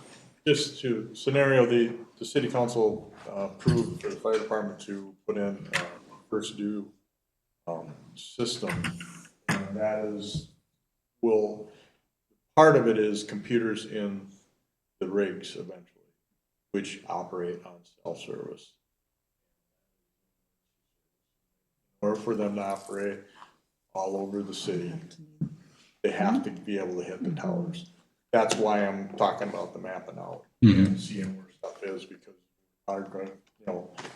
that's something that we need to be aware of for the fire department to make sure they have operations. So they show up on a scene in a spot that doesn't have service, and they'll have some issues there. Do we see the trade-off between a less intrusive tower and getting more coverage in places where it's difficult to have that 175 If foot? the technology works, yeah, great, but it's gotta be. But our ordinances have to have some way of, or we need to adjust in the future to meet those opportunities if they make sense. Have we ever been approached about something like that? No, maybe we ought to look into it and see what's really feasible. Probably, We have a year to figure this out. probably not, because they can put up one bigger tower and cover a larger area versus having to do a smaller one in a They're gonna, residential area. However, if they don't have a place that fits, that's so dense there already, and there's an environmental lake, and there's a this and a that. it's my experience that, they're gonna pick the highest, I was in the Army and the Signal Corps. Pick the highest hill, you put the antenna up, whatever your limit can be, and then you're gonna reach farther, so I don't see them using shorter towers in the area. They're gonna take it up to what they A can. difference though would be is what they command for rent on that tower would be less because of what they're able to cover. But the cost of putting it in and the lease to the landowner, it would all be scaled, is what I'm putting it at. Okay, No, go ahead, no, go ahead. I was just gonna say, just to At kind my of, point, I'm not gonna argue it. So you're saying I'm ignorant. There, I said it was the highest point around over 100 homes. I'm telling you, down in the That's cities, great. there's a little thing on a That's great corner for of a those- building that's Good for serving those 100 100 homes, but if they take it up 175 feet, they can fit 500 homes. There's not 500 homes out here to fit. They're all would be within that 80-foot pole. They're looking at the gaps. okay, tell you what, we've thrown out a ton of ideas. You have enough that we are good to go on, and for city council, you have enough that you guys will be able to figure Mr. Chair, out? yeah, to wrap this up, whatever, our ordinance of chapter 27 antennas actually says, letter C whatnot, under purposes is to ensure a reasonable separation from this commercial use, cell towers, and existing residential homes. And I think what we need to define and what we're trying to and we're struggling at is reasonable. What is reasonable? You know what I mean? Right over somebody's roof, well, we know people have already said we don't want that. But they're gonna have to be close to some people's roofs. That's just the way it is, because that's what we as a society have decided to do. So I think defining reasonable is gonna be that. And then letter E is also maximize the use of existing and approved towers and buildings to accommodate new wireless telecommunication antennas in order to reduce the number of towers needed to serve the community. And that's, I think, what Mr. Holm was talking about here, whatever. A high point, low tower can fit more people, but this also is why I believe it says that they need to be ready for multi-users, right? So it's kind of like, well, wait a minute, okay. This particular one came, like I said, whatever, because we had a landowner wanted to rent, a need from a cell provider, and the rules said that they could do it that way. My question is if we play with setbacks and do all these things, whatever, are they going to, I would assume that, I can't remember the name of the company, sorry, it's gone now. But at any rate, when they're looking at that, they're gonna be reading our ordinances. We're not gonna get hit with hey, because where it came to us literally is, hey, I've already got a guy who's willing to lease the land, whatever, and I already have all the rules and regulations followed up and approved by the state and feds, right? And it looks to me like your planning and zoning says this is the case. My point is basically what we said is we want to make sure that we try and work as hard as we can to allow people to do what they want with the property. Do what we want on their property. We were talking about this earlier with mother-in-law apartments and that kind of a thing here, whatever. Well, how about this guy that wants to lease his property for that? Right? You know what I mean? So I think there's something, you know what I mean, that needs to be in the cards for that as well. Either something so, or I should say in the verbiage, whatever, that lets the providers know that place is absolutely off limits. So we're not running down that scenario. The person doesn't get approached to lease their land because it's not a viable piece of land to use, right? So, I mean, the education is a part of that. Then the last part that I would be worried about is, you know what I mean?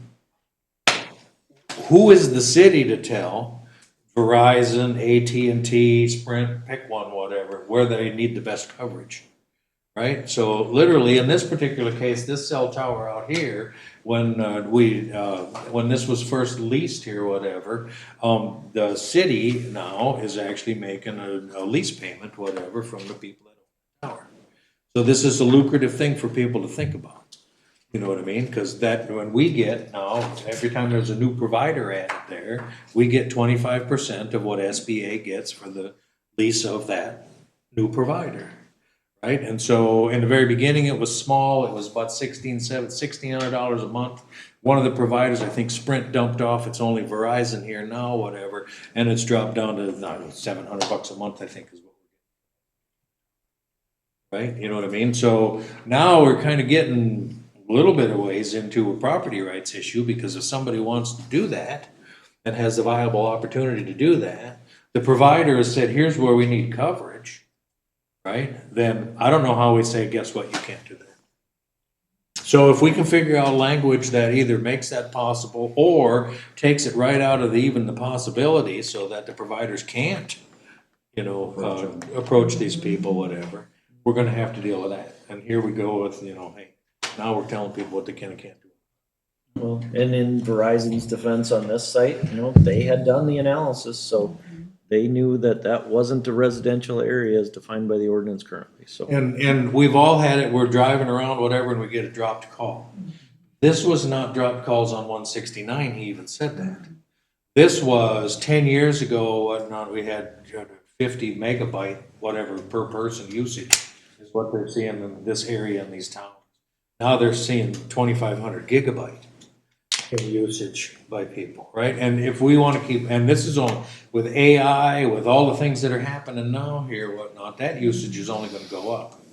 So, you know, all I'm saying is if we want to spread them out over the country now, okay, I guess we can, but at some point in time, they're going to funnel back into right over people's rooftops unless they figure out some other way to broadcast this communication. My concern, you know, if somebody owns a piece of property, they should have some rights to do.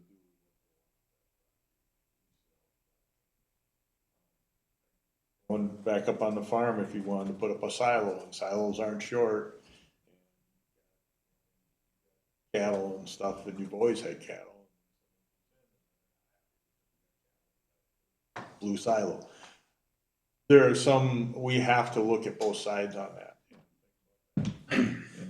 You have some property rights. Let me do what I want with my property as long as noise or that kind of thing with just putting up something that's there. And so you have enough then to go from here, because then we're gonna keep this moving. And then you're on vacation. We have a year moratorium, so we still have 11 more months, but we're getting started on it early so we can keep this rolling. So this is in your hands and city council. 11 months. Okay. Okay, the last one is the zoning ordinance update on the non-conforming shoreland platted lot requirements. So we've had a couple variances come in, and we had some footage from the shore where we had a 10-foot and they wanted 5 feet. We had a split vote here. It went to city council. It was approved. And it was based on the size of the house that the gentleman was in here presenting wanted. So it was, under the old terms, it was a need, or a want, not a need, because he was building the house and he wanted it that big. And so we had a split vote on it, went to city council, and it was approved. So trying to come to some kind of agreement on the requirements. Go ahead. To clarify, I don't think it was distance from the shore, it was just, it was distance from the neighboring properties. Correct, yep. Okay, you said shore, that's. Let's say, I just thought it was shoreline, I must have said shoreline, so I was looking at, Oh, Yeah. it's distance from neighboring The properties. side yard setback. Yeah, there was 5 feet, and it was like, well, it's always been 10. If it was an existing, and they were rebuilding the house or doing something, and it was existing, we would pass it, because it's like, well, it was there, we're not gonna make them change. So that was just kind of what we went by, because a few years ago, 4, 5, 6 years ago, we had a variance, we were passing some variances, and someone brought it up, it's like, you have to have something steadfast that you're going by. You can't have variances based on, oh, individual, should we allow it or shouldn't we? You have to have something you go by. So when we had our set, what we went by, it was need versus want. Now we've had a couple come through that there's been discussions on it, so we need to come to some kind of agreement what we're gonna do with that. So I'm gonna throw it out to all of you, see what all of you feel about that. Mr. Chair? Yes. I just wanna kind of set the tone. One, if Dan might have something to say, I wanna hear what he has to say as well, before we all go. But I think the thought is, we're seeing this more and more now, especially in the small lots and around the shoreland. People wanna build their homes, they want larger homes and things like that, whatever. And even they wanting larger homes, we're not talking about mega homes, we're talking about, the difference between a couple of feet to what they wanna do and what they can possibly do. And so, and Dan had mentioned actually one time too, when we think about 10-foot setbacks, that works great for 2.5 acre minimum lot sizes, right? So a 10-foot setback. And we're running into more and more and more of these, and there's a lot of times when, yes, a need versus a want. When we talk about a variance, you have to have a need. There was a time when you weren't ever even gonna get a variance passed ever, unless you could prove some kind of a need for that. There's no other way you can possibly use the property without this variance. Well, obviously, we're beyond that in these areas, because a lot of times there's already a house there, they just want. So my question is, and what we thought, and what I think the council had even talked about, was, do we want to think about altering the ordinance, at least in the shoreland areas and the less than 2.5 acre lots, in order to more closely conform, or in order to allow people to do more things? We had some discussions about safety issues. How close can we be to the lot? There was one that we passed, whatever, you couldn't even drive a lawnmower around the house without being over. Right? You know what I mean? So this is the area and the places we have. And it was talked in other areas, we had places where the safety issues are, the setbacks are 5 feet and 7 feet and these kind of things, whatever. And I mean, if that works, I think 7 feet is a doable thing.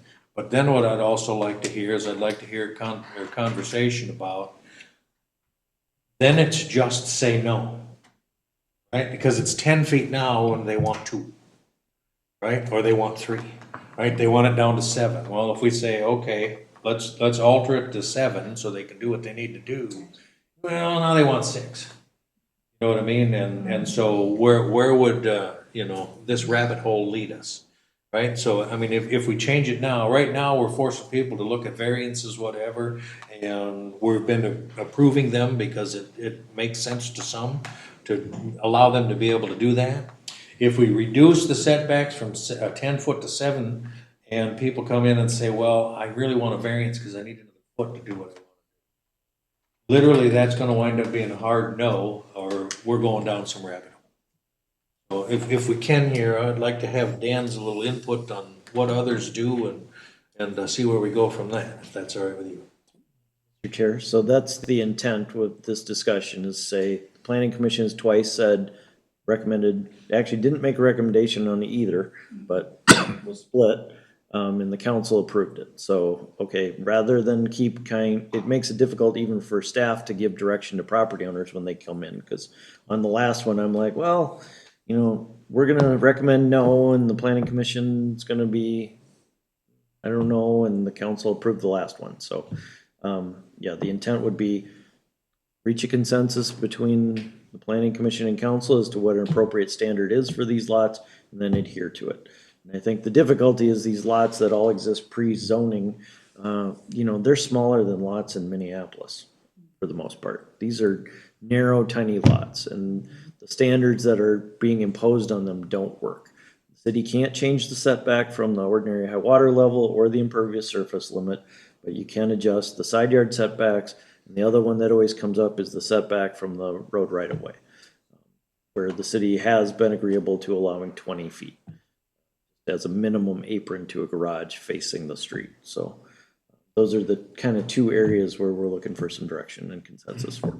And what's it, around those lakes, and that's, I'm assuming we're all talking strictly around the lakes. What is the width? There's some that are 40, there's some 40s. I have 3 that are 45. I thought, I was thinking 40, 45. Because sometimes like the 5 footer, when the gentleman came in here, he had 5 feet existing on his existing house, the other one was over 10. So when he built it, I specifically asked him, I said, well, because you had one size at 5, you just figured you could build the other one at 5 and it would be approved. And he said, yes. So he was assuming. A couple of the members went out there and looked, and when you look, the safety thing always came up because it's like, if it's 7 and the one next to you has 7 and it's flat, there's no telephone poles, there's no fence, no rock, no nothing, that's 14 feet. That's plenty of room for any emergency or anything to get through there. There's, I mean, I would assume it is. Right. But if it's 7 feet or 5 feet, and all of a sudden you got a rock ledge in there, you got something else, you got a telephone pole, all of a sudden you're like, you know what, we really need that 10. So, but you can't say, well, based on your property, it's 10 for everybody, but we can pass variances depending on if we all go out there and look at it and approve it. So it's easier to come up with something that's steadfast. That's why the 7's fairly good, because that's 6 feet. So you go 7, it's like, well, you can fit. But with the widths, when you're talking 40 feet or 45 now, and you take 20 off of that, so now you're Yep. down to a 25 foot width of the, so that I can understand. And, you know, when they're adding on, they're not, most of them are not doing ramshackle adding on, they're actually increasing the property values out there, which is a benefit to everybody, I think. That's the, That's, on a public safety deal, it's for me, quite frankly, is can you get by with a crew stretcher or get by with a crew on a hose line? You're not pulling the rig around to the other, towards the water side of but you need to be able to access without coming in within a collapse zone and, or if the building's on fire. So if you have 7 feet here plus another 7 feet, well, then you got 14 feet and you get off to that side. Understandably, there are always obstacles in that way. So real quick, before I get to you two, is that's the one thing that our discussion is it's twofold, because it's like, well, these people buy this cabin that's basically barely one season, and they're like, oh, bought it because we want to build a beautiful house there and we're going to buy it big. And it's like, well, you bought it if you looked into it, you bought this cabin and you know that this is the setback. Now you're just coming in here saying, hey, can you make an exception for me because I want to do this? So you kind of, half of you can say, well, you bought it as is, you knew that. But then the other half looks at the value and says, well, someone wants to come in there and turn this $50,000 shack into a $140,000 house, property values go up, it looks better. So that's where you're kind of trying to do this. what's our limit on height? So if the 1 story they go how high can they go with it? The limit in shoreline districts that's set by DNR, it's 25 feet to the midpoint of the pitched roof. So it's basically 2 stories.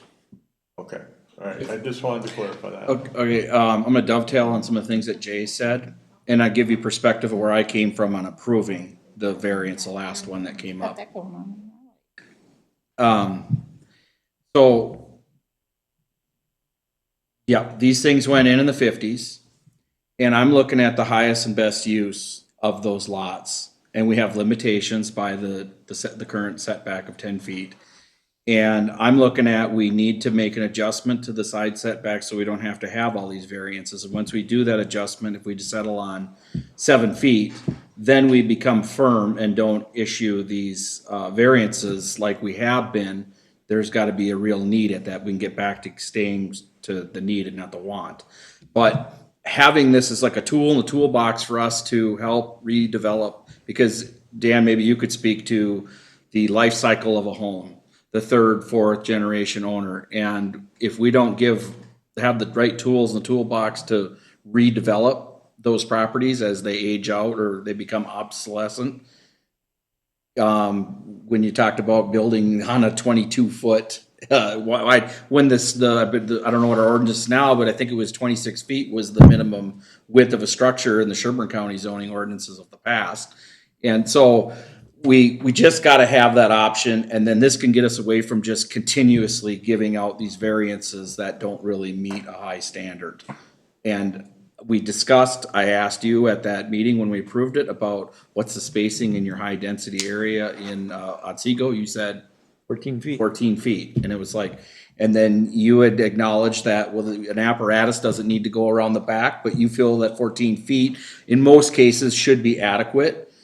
This is a really easy decision for me, and this will help bolster the stock of homes out there, the opportunity, the value increases to the area, the overall longevity, and it'll help our bottom line, period. We'll get the highest and best use, capture more market value, which leads into, you know, property tax valuations that help us fund our government. So I think it's a great thing. I think we need to go there, and that'll help us take some of these dumps and turn them into beautiful properties. Dan, you work. Sarah's got the floor. Oh, sorry. So yeah, with that, I think most of us were like, our biggest thing is like the safety concern. It sounds like we have some firsthand experience on that. I wanted to look into like a lot of us like, oh, it's a fire issue. It's a fire issue. What is a fire issue? So like for one, on the one thing, it's like, oh, we could have a 14 feet, but it could be fencing and it could be junk and all this, but we could have 50 feet and it could be fencing and junk. So I don't like necessarily what does a stretcher fit through a doorway? That's essentially like how much space we need to get a stretcher through, and it's a crew with stuff, so a little bit more than that. So I looked specifically at fire because that's something measurable and not really controllable, but we can like look at. So a peer review journal, yada yada, all this. It looked at separation distances of 10 feet, tested the building material, showed minimal likelihood of survival when exposed to a larger flame from fully loaded sheds. However, at a distance at 20 feet, exposure levels dropped in wildfire resistant building components, and they had a fighting chance. Very scientific term there. And then by 30 feet, they had probable survival increase substantially. In Minnesota, in general, 5 feet property line is a practical building code threshold, but even in the cities, you can get 2 to 3 feet if they're, hitting other fire. Again, the fire codes there have certain things there. And overall, the NSIT did research supporting maintain meaningful separation between structures because of wind, building size, fuel load, and vulnerable features such as windows and other aspects can be, affect the fire spreading. However, the report could not create what that single minimum setback would be because there are so many differences. And the hard part is like we're making it here. Yeah, if everything's aligned and this house is like perfect fire resistant or if it has sprinklers, that's fantastic, but most houses don't. So it is really hard to define what that minimum is, but I think looking scientifically at what do we need to address for the safety issues is going to be, and then making it the smallest number we can from there. Just to add on to that, I didn't know, somebody didn't know my background. I've been in the fire service. It was in the fire service 40 years. Fighting fires in building sets where they're 3 feet apart. That's the thing. Now, height of the building is very important. That's why I asked the 25 feet. So if you have single story, usually if you're at 7 feet setbacks, single story, not that it's going to get warm, but it's not a big deal. Second story, that can be problematic, especially if it's a wind-driven fire. You are going to have those exposures pretty much anywhere unless you are in the middle of and no trees and all that kind of thing. So I don't have a huge concern with 5 feet getting pretty close. Then you're at the 10-foot. But if we're at 14 feet, I think we're pretty safe, especially along the shoreline, because there's not going to be all that many two-story buildings there. The one reason I asked Dan, you are also Lakeville, right? And they have small lakes in Lakeville. What are the setbacks in Lakeville? So it's based on the zoning district. They do have down to 7 feet there as well. Okay, all right, and that's for me. It just my mind that that's why at 7 feet you could get a couple of hose lines through there. And firefighters will destroy stuff as they go through. That's not gonna be an issue. Sorry. They'll get through it. I guarantee you. We just don't need to drive a rig. Now, a stretcher is a big deal, to get around to somebody in the front or if they're coming, that kind of thing. That was my one concern there. Ed? Sure. As a point of fact, of the two that we recently saw, the first one by visual verification at the property line, the neighbor had a split rail fence and a telephone pole. There was a larger field opening on the other side where the fire crew could have walked around that, through that opening. But the property owner, neighboring property owner had a set barrier. So when we went down to 5 feet, it's 5 feet. Yep. Okay.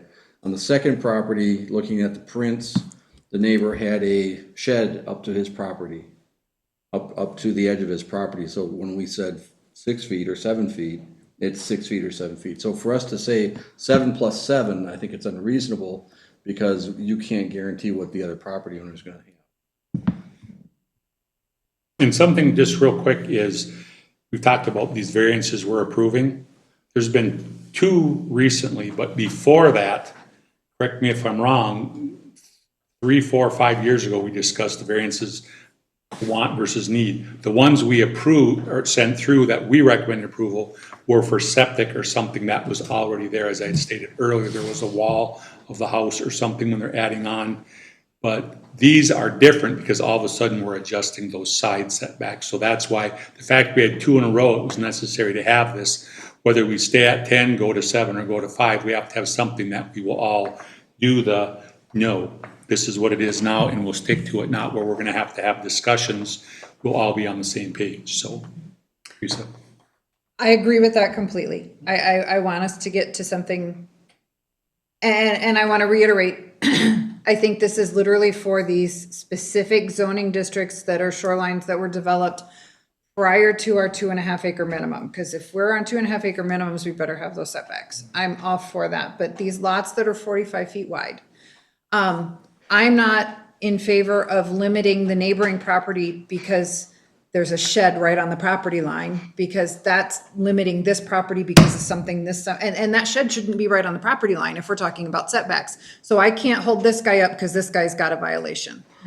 That was one reason why I was looking at the spacing and not considering where the shed was. 2, and I get Blaine is very different density than Baldwin, but in the lakes, it's very close. And I don't like it, I will admit it. But 60 to 70% of the houses in Blaine are 5 feet from the property line.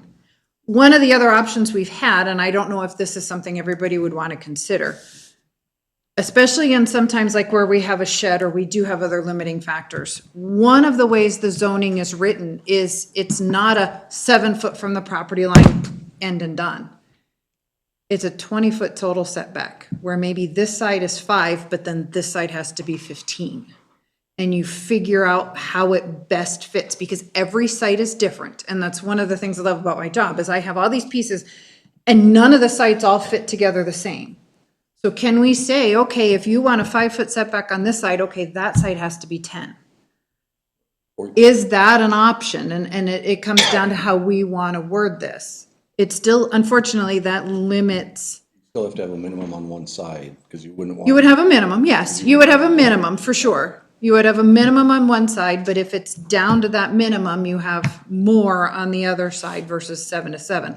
Unfortunately, on these 45-foot wide lots, that still becomes very limiting, and I agree, and that was the other factor I looked at with the one that I recommend. I was one who recommended approval for a variety of reasons.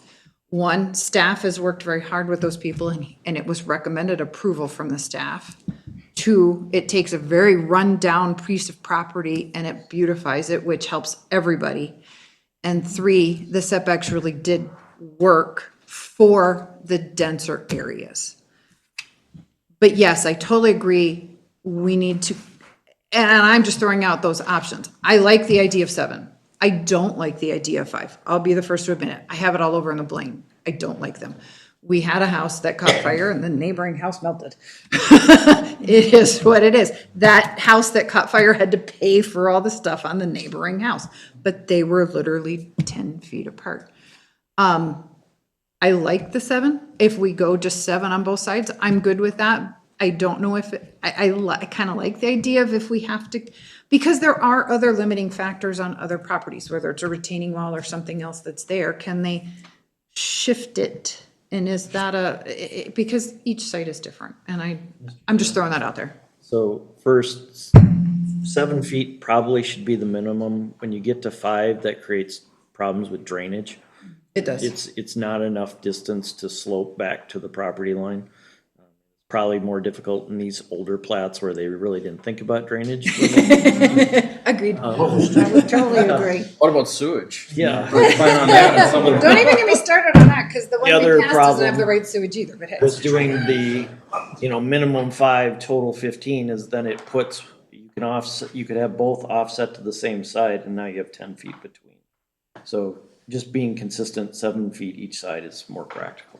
The only thing no one's brought up that's also is for the existing homeowner who has their house there, that's 10 or 12 feet from the border.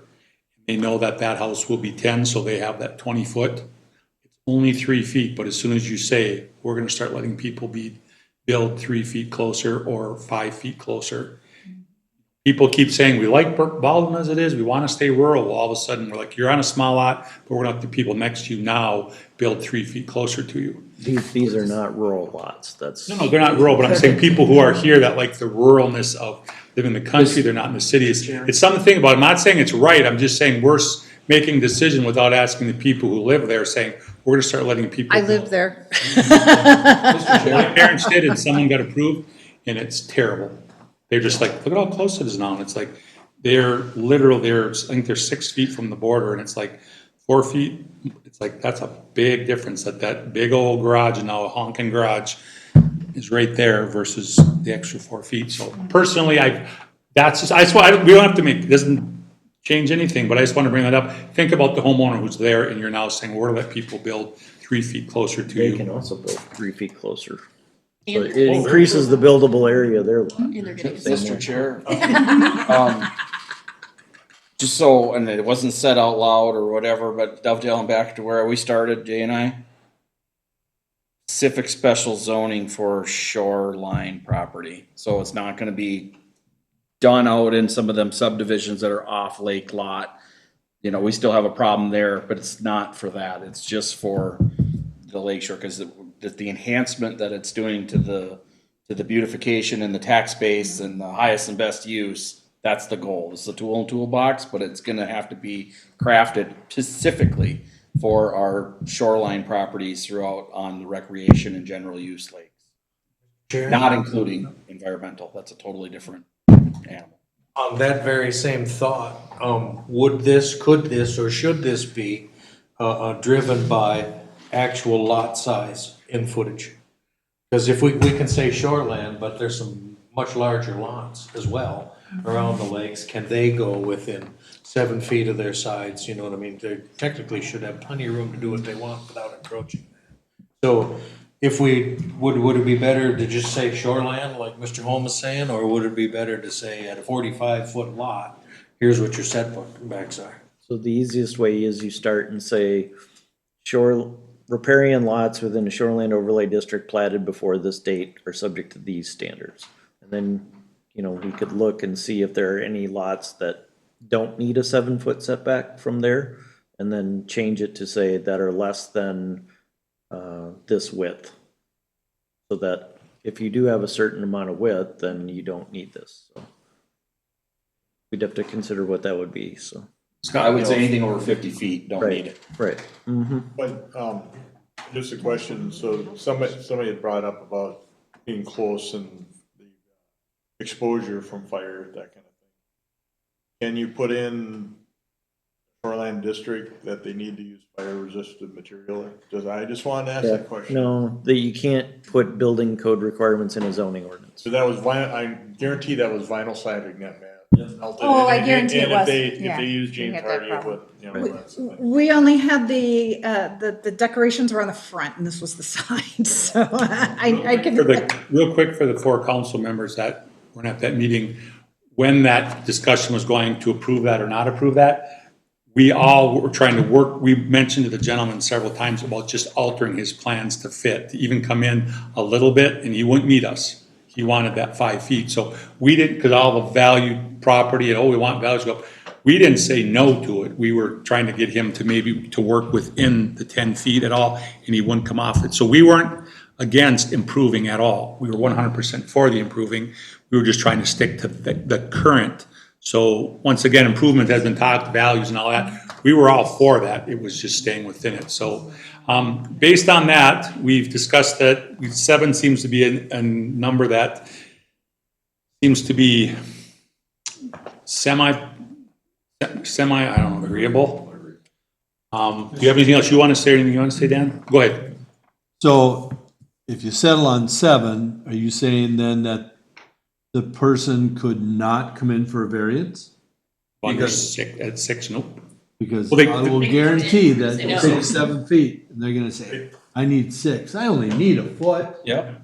That's his just say no, is if we agree to this, if we all sit and agree to this and say, planning and zoning will tell them this, and then if they come to city council and city council's like, well, it's only a foot, or vice versa, if we go, yeah, it's only a foot, we'll approve it, and you're sitting there saying, hey, we just had a meeting, so we have to have the just say no. If we agree to 7, it has to be 7, unless we do a lot thing. Mr. Chair? Yes. So that, once this change is made, that makes it much easier for me to deal with people and say, no, the planning commission and council had a joint meeting, discussed this, they agreed 7's the number. 7's the number, it's a hard number. Now, it's your right to go through the variance process. You're gonna pay $500 application fee. You're gonna pay $1,000 escrow for me to write a report that says, don't approve this. Planning commission's gonna recommend it not be approved. Council's not gonna approve it, and you've wasted 60 to 90 days. Yeah, I think if we do 7, we should be a hard 7 and not, Agreed. It's, otherwise we might as well just put up, side by side, row houses right along the lake. That would be done with it. Oh, gosh. Okay, comfortable with that, sir? I am. You too, Dan? Okay, good deal. Nice discussion. Okay, that concludes D. At this time, if any of the city council want to or need to leave, absolutely feel free to go. Okay, E, old business, we have one thing to discuss. We have our planning commission vacancies. If you look at the applications that Kayla gave us, we have Cartrell Cooper. Secondly, well, my order, sorry, we have Doug Rust. Now, we haven't, all of us haven't interviewed him. We have Mark Mason. And we have Rosemary Walker. So we are back to that point of where we have interviewed a couple, but we also have not interviewed a couple. Yeah, we interviewed Doug Rust. We have interviewed all, but Sarah didn't. I haven't interviewed anybody. Oh, Okay, That was the interviewee. that's, was that's, the- yes. that's, right. Yep, you're the But the interviewee. rest so- of us have interviewed everybody. Yeah, because that's why, it's like, I'm like, someone, so you haven't seen any of them. No, well, I mean, I watched some of the video. I would say the I watched videos are- The video, yeah. So I guess it Them would, out in the hallway when I was first, so I left. I was first. Did we get another application? Did I hear you say that? Oh, okay. My question, Mr. Chair, is how many times have Cooper and Rosie Walker applied for, been denied? 2 times, 3 times. 2 or 3. Three? I think it's 3. I think it's 3.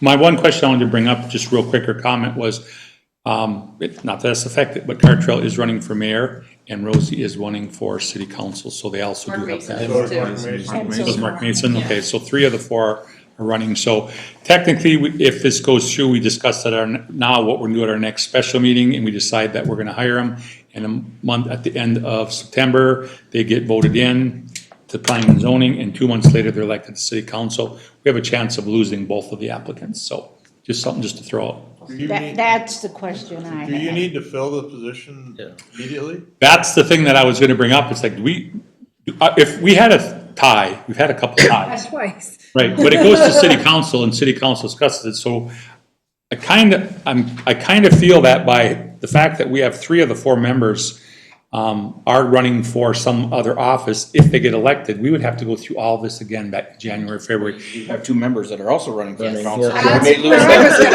that. gonna go. So, Coin's got 2 sides. right, so that's just it, it's like, what do we wanna do? Mr. Chair, just for reference, there, obviously we can, I talked to you about the August meeting next week, or in 2 weeks, but there'd only be 3 more meetings remaining, and we don't have any applications coming at this point that I'm aware of, so. Business looks to be light, so. Ed? No, that's okay, I know if you, so, go ahead. I personally would like to see us wait.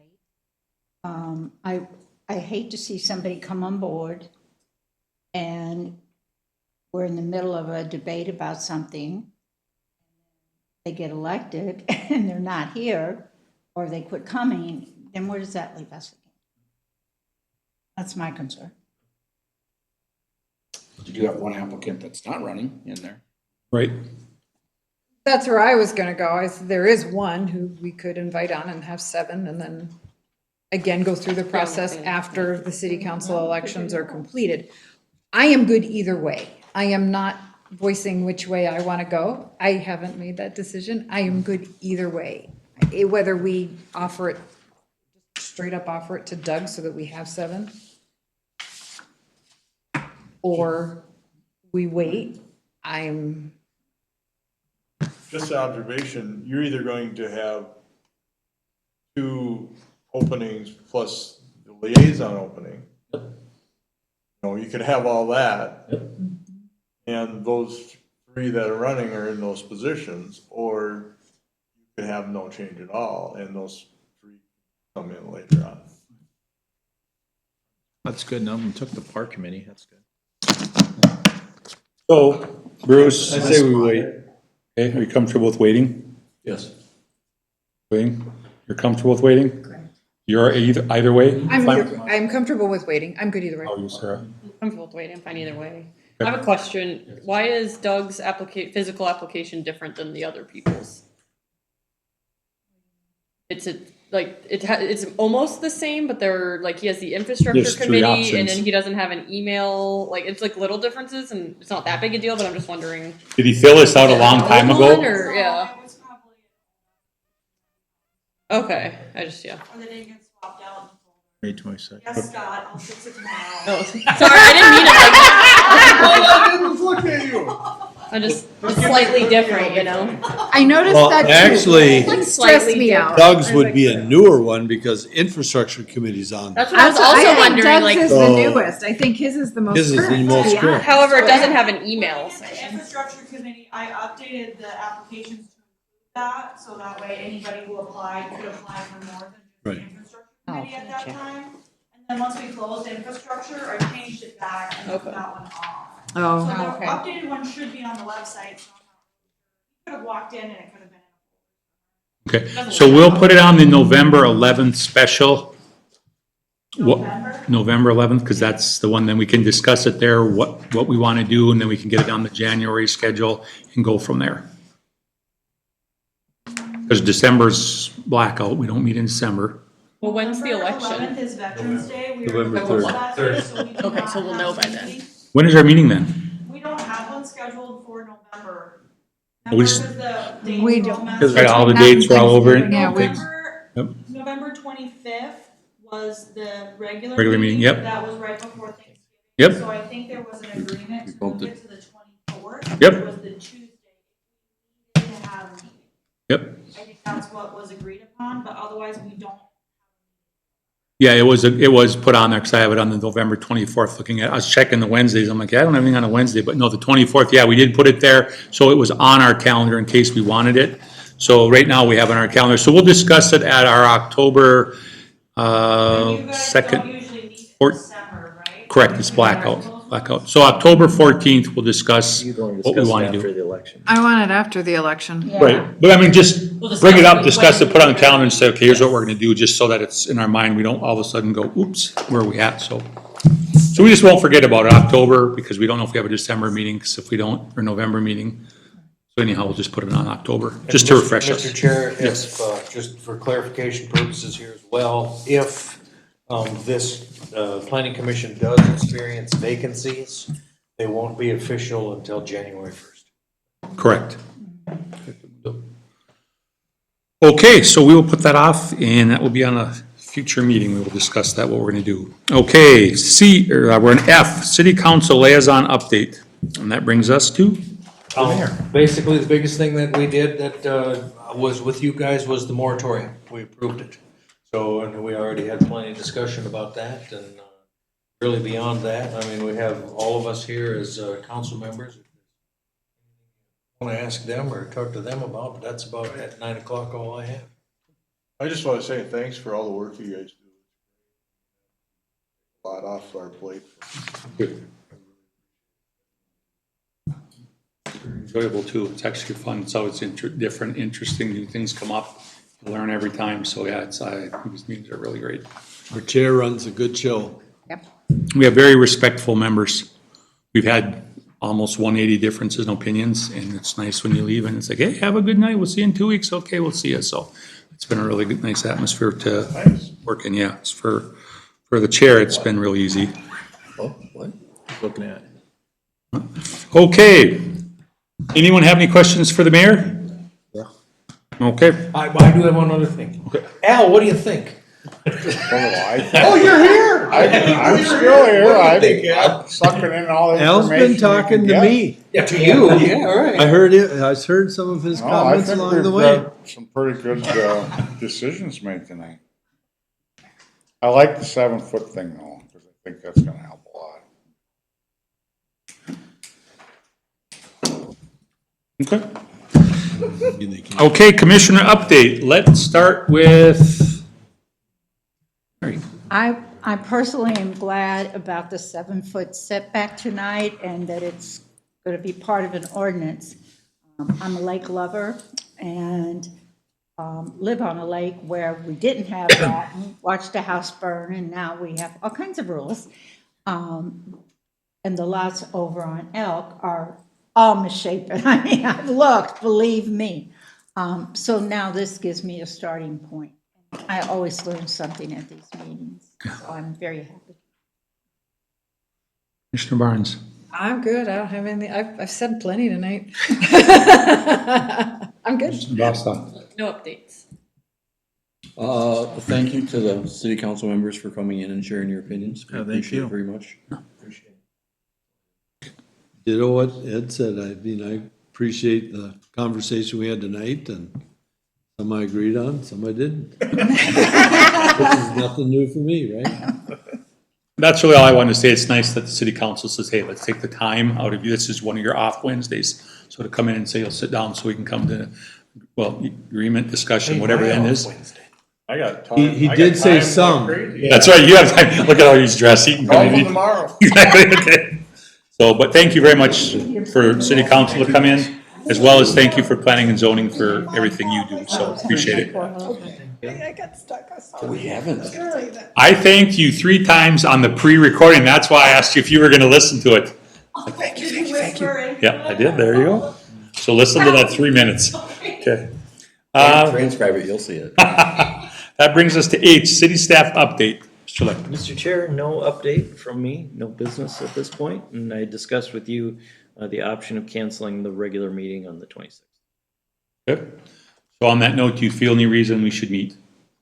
He has nothing to put on the agenda. He's also on vacation for a week, so it's like asking him to do anything for that really isn't necessary. And since there's nothing pressing, Yeah. If we don't cancel it, we show up, do we still get paid? Yes. And then we leave? 2 things, call the order and meeting adjourned. As long as there's a Okay, so. Say the Pledge of Allegiance first. That's true. So there's nothing on the agenda for the 26th right now? Nothing at all. Need a motion to cancel the meeting? I'll make that motion to cancel the meeting if we don't have anything on the agenda. Okay, do I have a second? I'll second. We're all. Yes. Unanimous second. Yeah. All in favor signify by saying aye. Aye. Opposed, same sign. Okay, the meeting on the 26th is canceled. Of August. Of August, yes. Better make sure we say that. Yes, August. Okay, that brings us to I, miscellaneous information and communications, notes 1 through 4. Address them if you have any questions. Please see Kayla, she's always willing to help. Thank you for being so helpful, Kayla. Oh, gee. Thank you, Kayla. There you go. Thank you. Okay, One thing, Mr. Chair, yes. what's the date of the infrastructure committee meeting this month? 27th. So any of you are interested or whatever in your board that night that aren't on the infrastructure committee? I'm already on it. I gotta be But there. there's some of you that are not, that it's that night, the 27th this month, Thursday. Thursday night at 7 PM, just an announcement that it is, and there's significant findings to help that committee move along to possibly the next step. And if you're it's just a general, hey, if you're curious about it, come. Okay. All in favor signify by saying aye. Aye. Opposed, same sign. 9:03, meeting adjourned. Overtime.